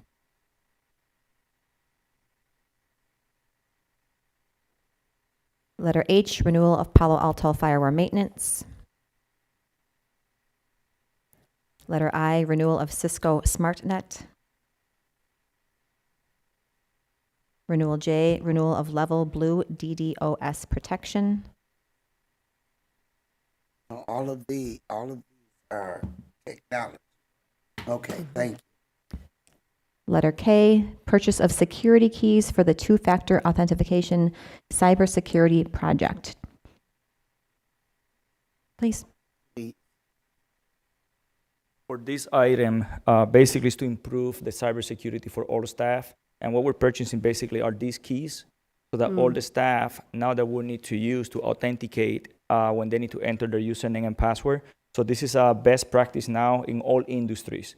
This is basically to avoid that hackers collect your username or password, and we have those situations, in the district with phishing email campaigns that, unfortunately, we provide training to the staff, but there are some staff that they enter their username and their password, and then their accounts get compromised.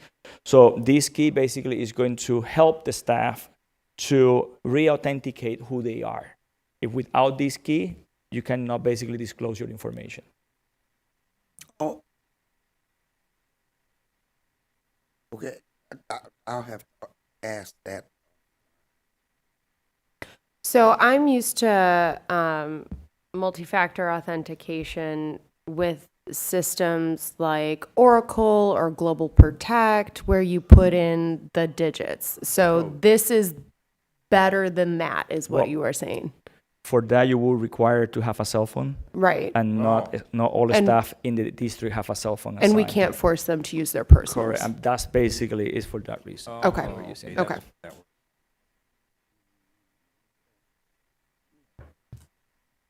Letter L, renewal of Incident IQ Help Desk contract and new HR module purchase. Somebody will knock down. Well, Sure. Dr. Cuevas, would you come up and speak to that one? I think there's a question. Thank you. that's So Incident IQ is the help desk ticketing system that we use in the technology department. And we're in the process basically to do the renewal. You already approved this in the past. The Human Resources Department, they were exploring how they can also have a help desk ticketing system so they can monitor their onboarding process. So Incident IQ, they have a module that is dedicated to human resources functionality. That's what this is about. okay. And is that renewable every year too? Is that what you have to pay, 25? Yes. Okay. Letter M, purchase of interactive projectors for classrooms. These are to replace projectors that have failed and are in need of repair. Those whiteboards, are we still using the smart boards and stuff? I hope we are. We paid all that money. We're in the last 9 years, we're basically upgrading to interactive projectors so that you can have basically touch screen so that the students, they can interact with the projector. And that actually have helped us not only to save costs with the hardware, but also to have the latest technology available in the classroom. There are some schools that they still have some smart boards, but we're basically in the progress of upgrading them as well. There are times that the principal or the teacher say, it is working for the classroom, I would like to continue using it. But when it dies, we need to replace it with a projector. And I'm presuming that you all have a plan for the smart boards that you're not going to be using, like possibly donating them to where we pay our money, maybe Learn Charter School or someplace. So okay, I mean, hey, the we pay them anyway. The challenge when we upgrade equipment is because we have used the equipment until the end of the life cycle. So that means that there's no longer support for that device, and then the district can enter into a situation that now we're providing equipment that is no longer supported by the manufacturer, and it can jeopardize their network. And so what do? You just We recycle them, and actually what happened, we use a local company, it's called Arcoa. They're based here in Waukegan, and they will pay us back what they can recover from the metal. I love that it's local. okay. Yep. Okay, long as there's a plan, you know, and they just not gonna go in somebody's landfill somewhere. All right, thank you, Dr. Cuevas. Letter N, renewal of Panopto. Panopto is a platform that helps, we do a lot of our parent universities on Panopto. It provides opportunities for staff to record lessons, record trainings, record information, and have that available via video. Just a question. I know it was brought up by the audience earlier. Who looks at on these renewals? Dr. Cuevas look at the renewal, or who looks to see that it's actually being used? Like, for instance, this thing. Does it, as staff are using this, does it count how many uses it's getting, like the water fountains, so that you really know it's being used? This is a great question, and this is an initiative that we've been doing for several years now. We use a platform called the Learn platform, and through the Learn platform, in collaboration with Teaching and Learning, we evaluate every single educational tool, software that is being used in the classroom, as well as the technology. As I reported in the past to the Board of Education, was like 2 years ago, we eliminated over 125 duplicated software in the district. So we take basically the necessary steps to continue monitoring if the technology is effective. Okay, good. Thank you. Before you go further, can I get somebody to close that back door so we're not competing Yeah. with conversation back there? I appreciate that, Board President. Thank you. Because you brought up teaching and learning, and we're talking about usage, and we're talking about data, right? I think that's something that has been a universal ask from the board, is that when we're asking for renewals, what's the data to support? Sometimes it's very bland on why are we renewing this, right? Like, because we have to, because it's part of the contract. What I appreciate about teaching and learning is that you guys have been providing those slides to show this is the usage, this is what we're doing with it, this is why it's effective. So I'm hoping we can get that streamlined across as many of these agenda items as possible. If it's part of the grant, it's part of the grant. Like, that's the answer. But for some of these other things, like, what are we using it? Are we using it for the full capacity? Are there aspects of it that we're not leveraging in our district that is a goal because our staff hasn't been at a capacity where they can learn more skills to use it to its capacity? Those are just some of the things that help us kind of streamline going through it. Thank you for Well, the I mean, I think that's the capacity, right? Yeah. Like, because, I mean, I at work have a plate that's this big and it can fit so much. And if you add more onto it, then I need to ask you, what are you taking off? So we just need to be mindful of that balance. So we can definitely provide you with the data usage. Okay. And then we can also, I mean, I know that Ms. Maluski also provided some of who's using it, but we can share that with you all. We'll have it on the same report to Nick that we have the iVisions information on. Okay. Okay. Thank you, Ms. Lindsay. All right, Dr. Cuevas, you're almost off the hook. Letter O, renewal of securely web filtering for students. Again, this is a requirement to comply with the Children's Internet Protection Act. Thank you. All right, moving on to a non-IT topic. Letter P, Washington Elementary School NABE professional development request. So I'm going to jump in here and I'm going to make a general comment about items P through V. Thank you very much for bundling all of the professional development together in one big chunk. Really appreciated giving you the feedback because it's been an ask, and I think you guys deserve the kudos for that. Ms. Fabian, before she left, had some questions around NABE. So just like with the board, yearly we go to Cube, we plan for III. These are just routine conferences. NABE is also one of those routine conferences. And so based on the information that Ms. Fabian had access to, the early bird rate was $495 for the conference. That ended October 10th. Now, according to the website, it's $745. That's excluding the pre-conference and the award luncheon, which takes it to $1,120. So like $1,120. So one, our concerns are, again, back to the financial or fiscal responsibility, right? If we know we're going to this, we should always be planning to get the early bird rates. Flat out. It saves us, depending on what figure you're looking at, close to $600-700 just for registration. The second piece is why is it being billed at $1,330 for the registration and conference cost fee instead of what she had pulled up for the $745? Like, do we really need to go to the pre-conference and the award luncheon? Are we getting awards? Because that would make sense. We don't. And look at the per diem. Yeah, I see the 500 per person. That's across 4 days.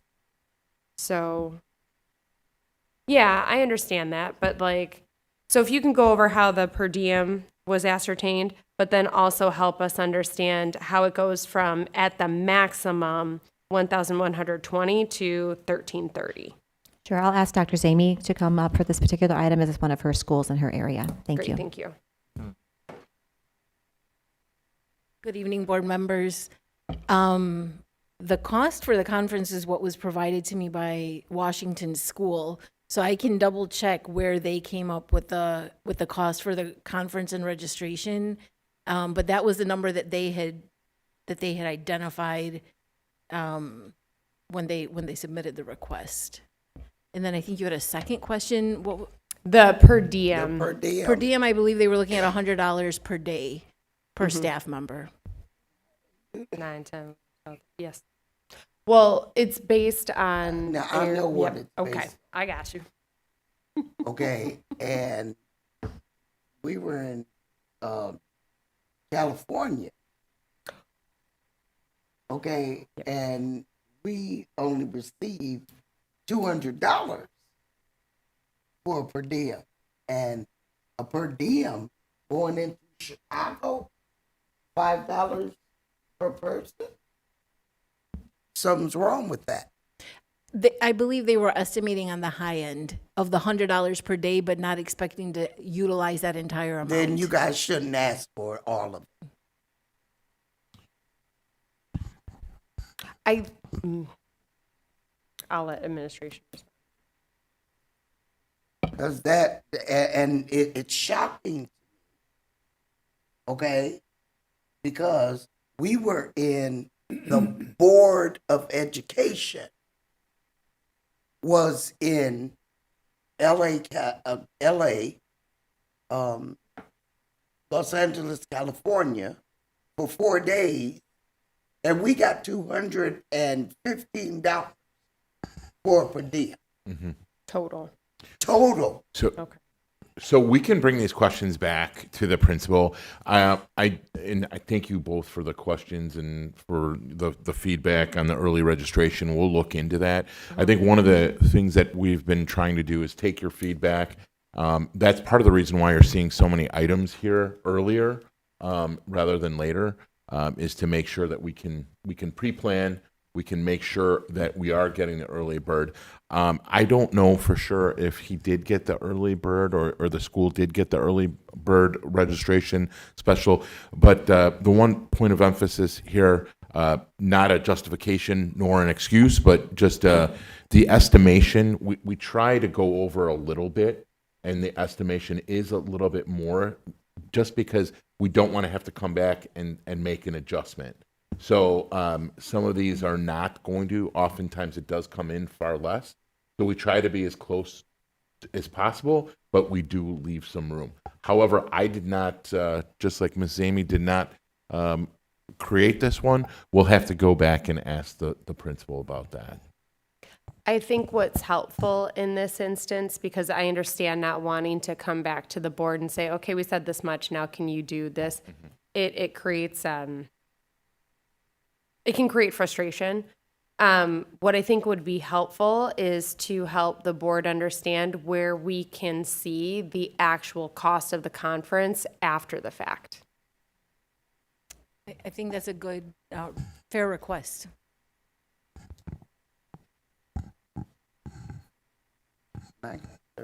Thank you.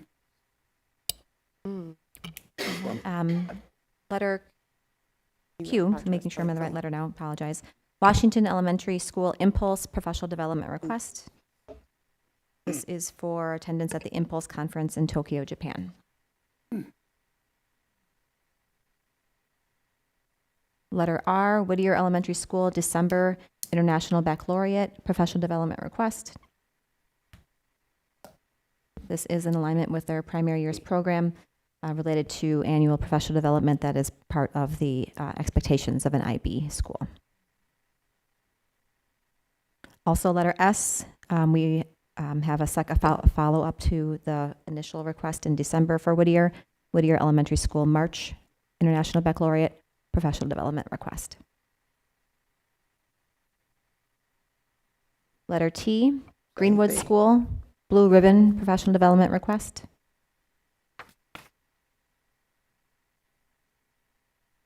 Letter U, North School, Ron Clark, professional development request. V, High Reliability Schools Summit for Waukegan High School, all campuses, Washington campus, AOEC, and Brookside.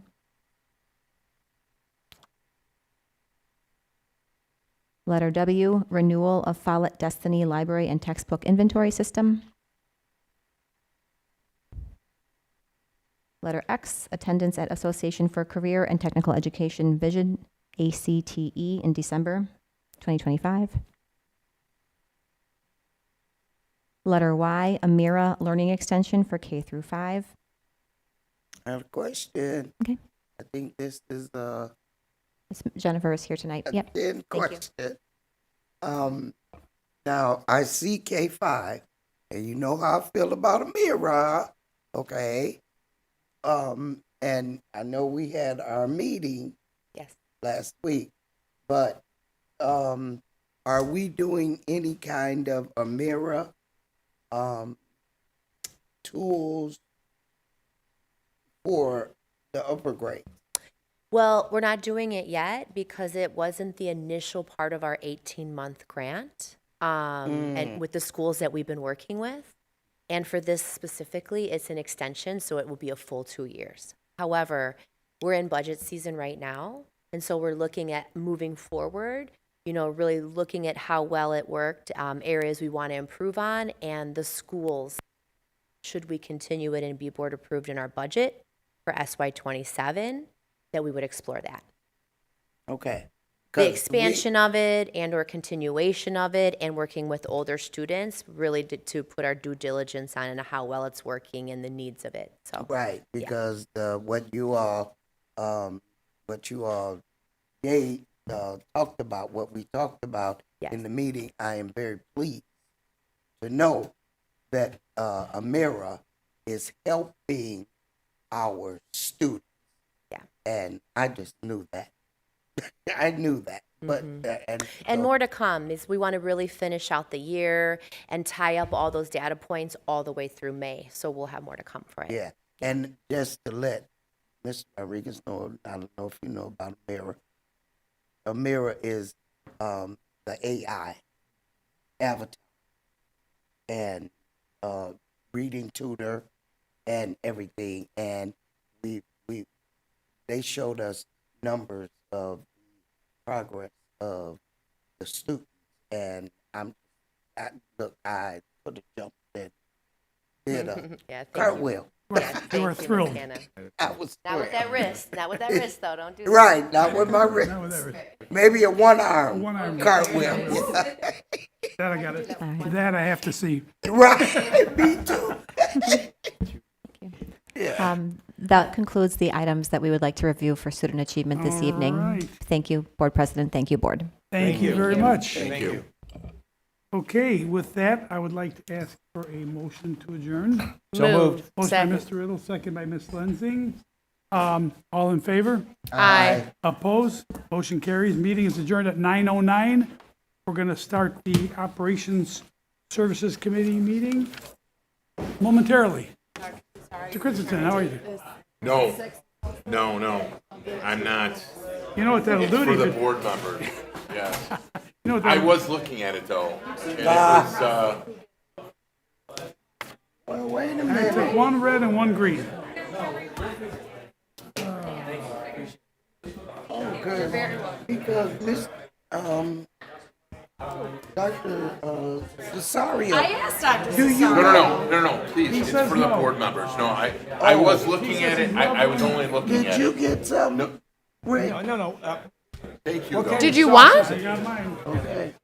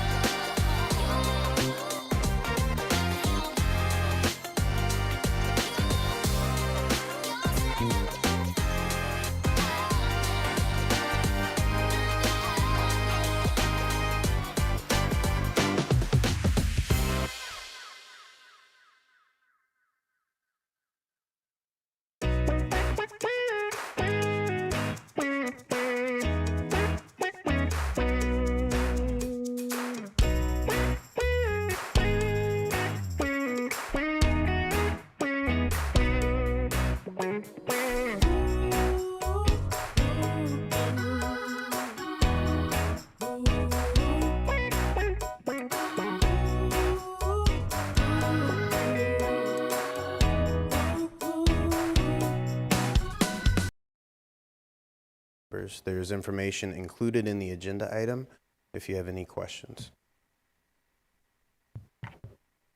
Can we get the agenda item on the screen?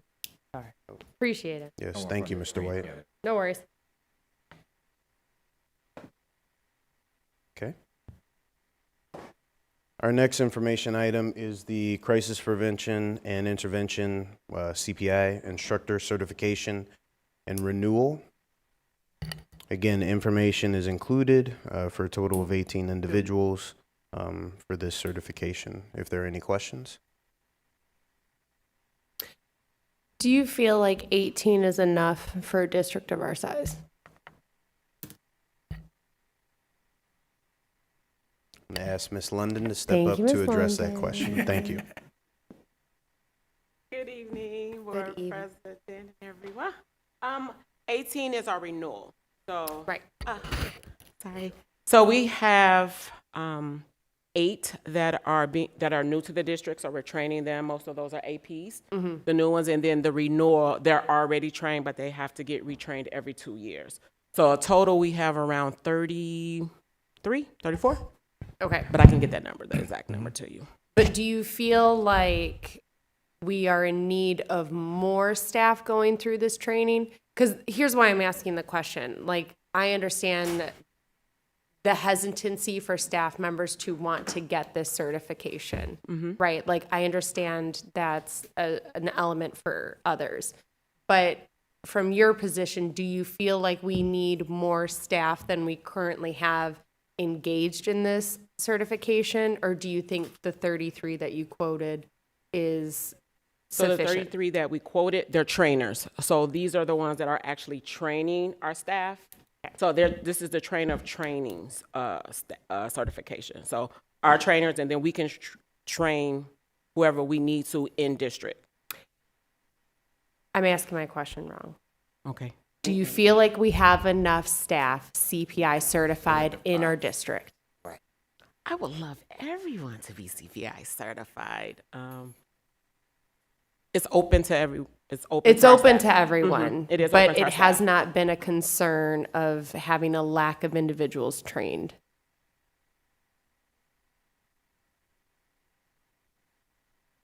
Yes.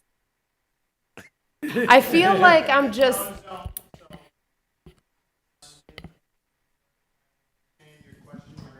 Yes, I'm not phrasing it right. For the record, please state your name. Mark Schinken. You are phrasing it correctly, and I believe I'm hearing what you're saying. You believe everyone should be CPI trained that is working with our students. Because if you're in a confrontation, you need to be professionally trained. Now, are those people going to train everybody else? Or are those individuals going to accept the training? Now, that's obviously your battle with that.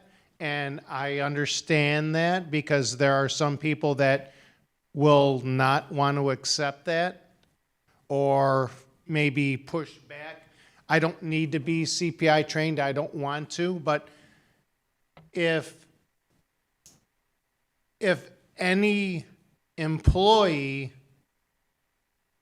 actually, like if I touch Mr. Figueroa, if I'm touching him in a way that I've been CPI trained, I will never lose my job. Well, we would first do de-escalation. Right, de-escalation, but there is, If it gets to that point. there is I'm covered if I actually need to physically touch him, that if I've been trained in that, obviously the de-escalation is before, but if I need to physically touch him in some way, that I am covered. And I'm not sure if that's the exact terminology, but people need to know how to actually be able to touch a student in a way that's appropriate. Let's put it that way. Yeah, so thank you, Mr. Shington. So the question is, we would like as many individuals as possible.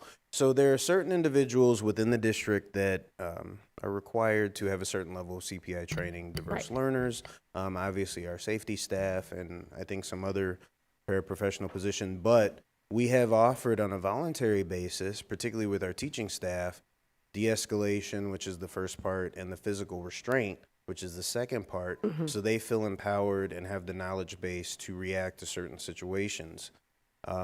We also have a board policy that governs this as well, because any staff member should be empowered to react if there is an emergency situation, regardless of whether or not they've had the CPI training. So having these instructors allows us the opportunity to expand how many individuals are trained. And again, we went through this particularly last year where we had this done on a voluntary basis. And there were quite a few individuals, I don't recall the specific number, but quite a few individuals who actually came in on their off time to get a certain level of CPI training. If the board would like additional specific information on how many individuals were trained, we can provide that, because I don't have that number this evening. But we have offered it. We have several individuals who have been trained, and we're trying to get representation throughout the district at the different buildings so that we have staff trained. Yeah, because for me, it's like it's a risk management component, right?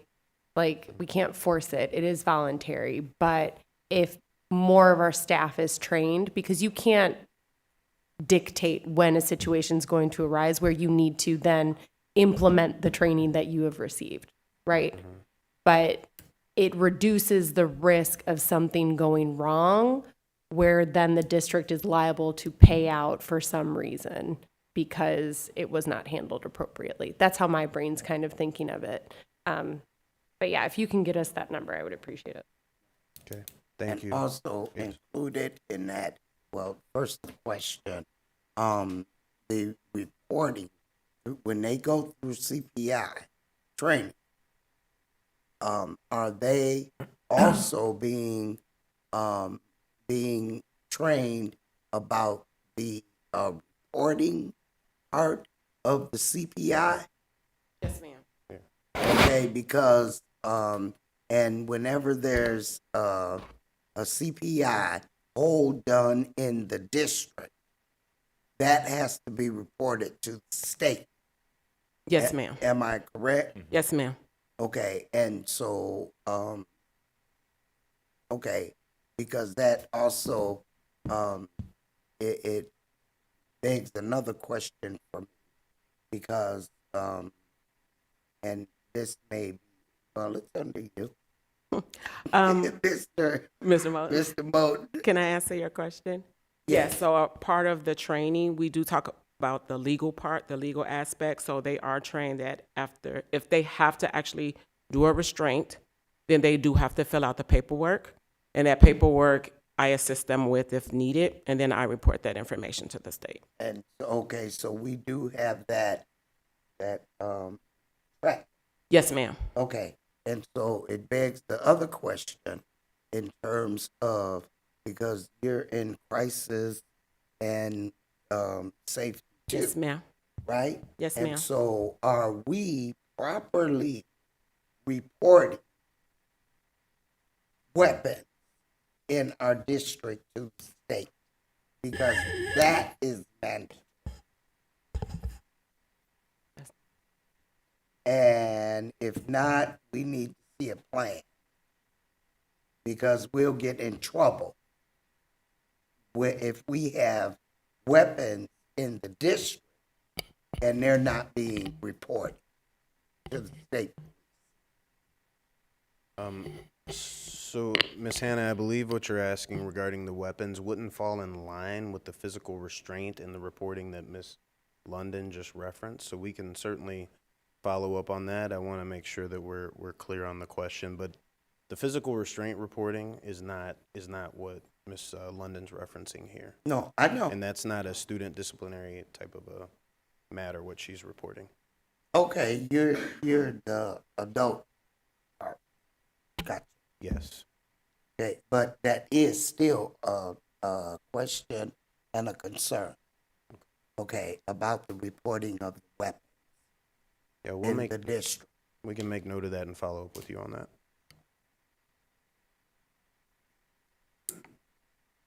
Thank you. Thank you.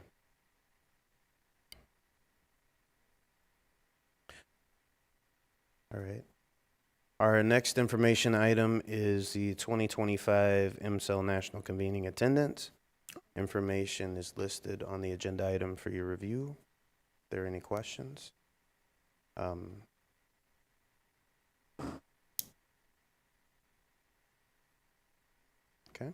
Now, is there a reason, again, because this was the same thing last year that we asked about.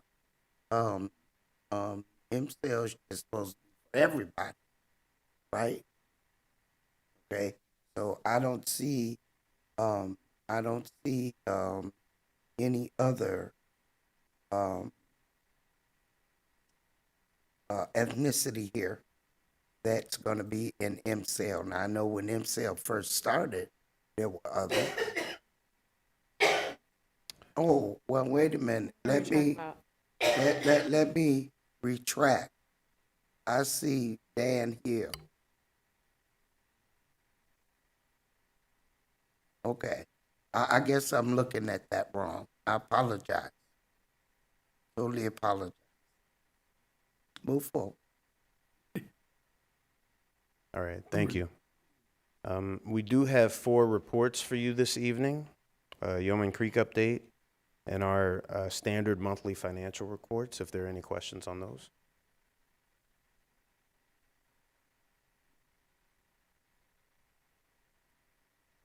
All right, thank you, Mr. Rodriguez. Thank you very much. That concludes our items.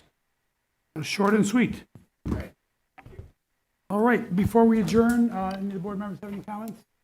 Questions? Okay, in that case, I would like to ask for a motion to adjourn.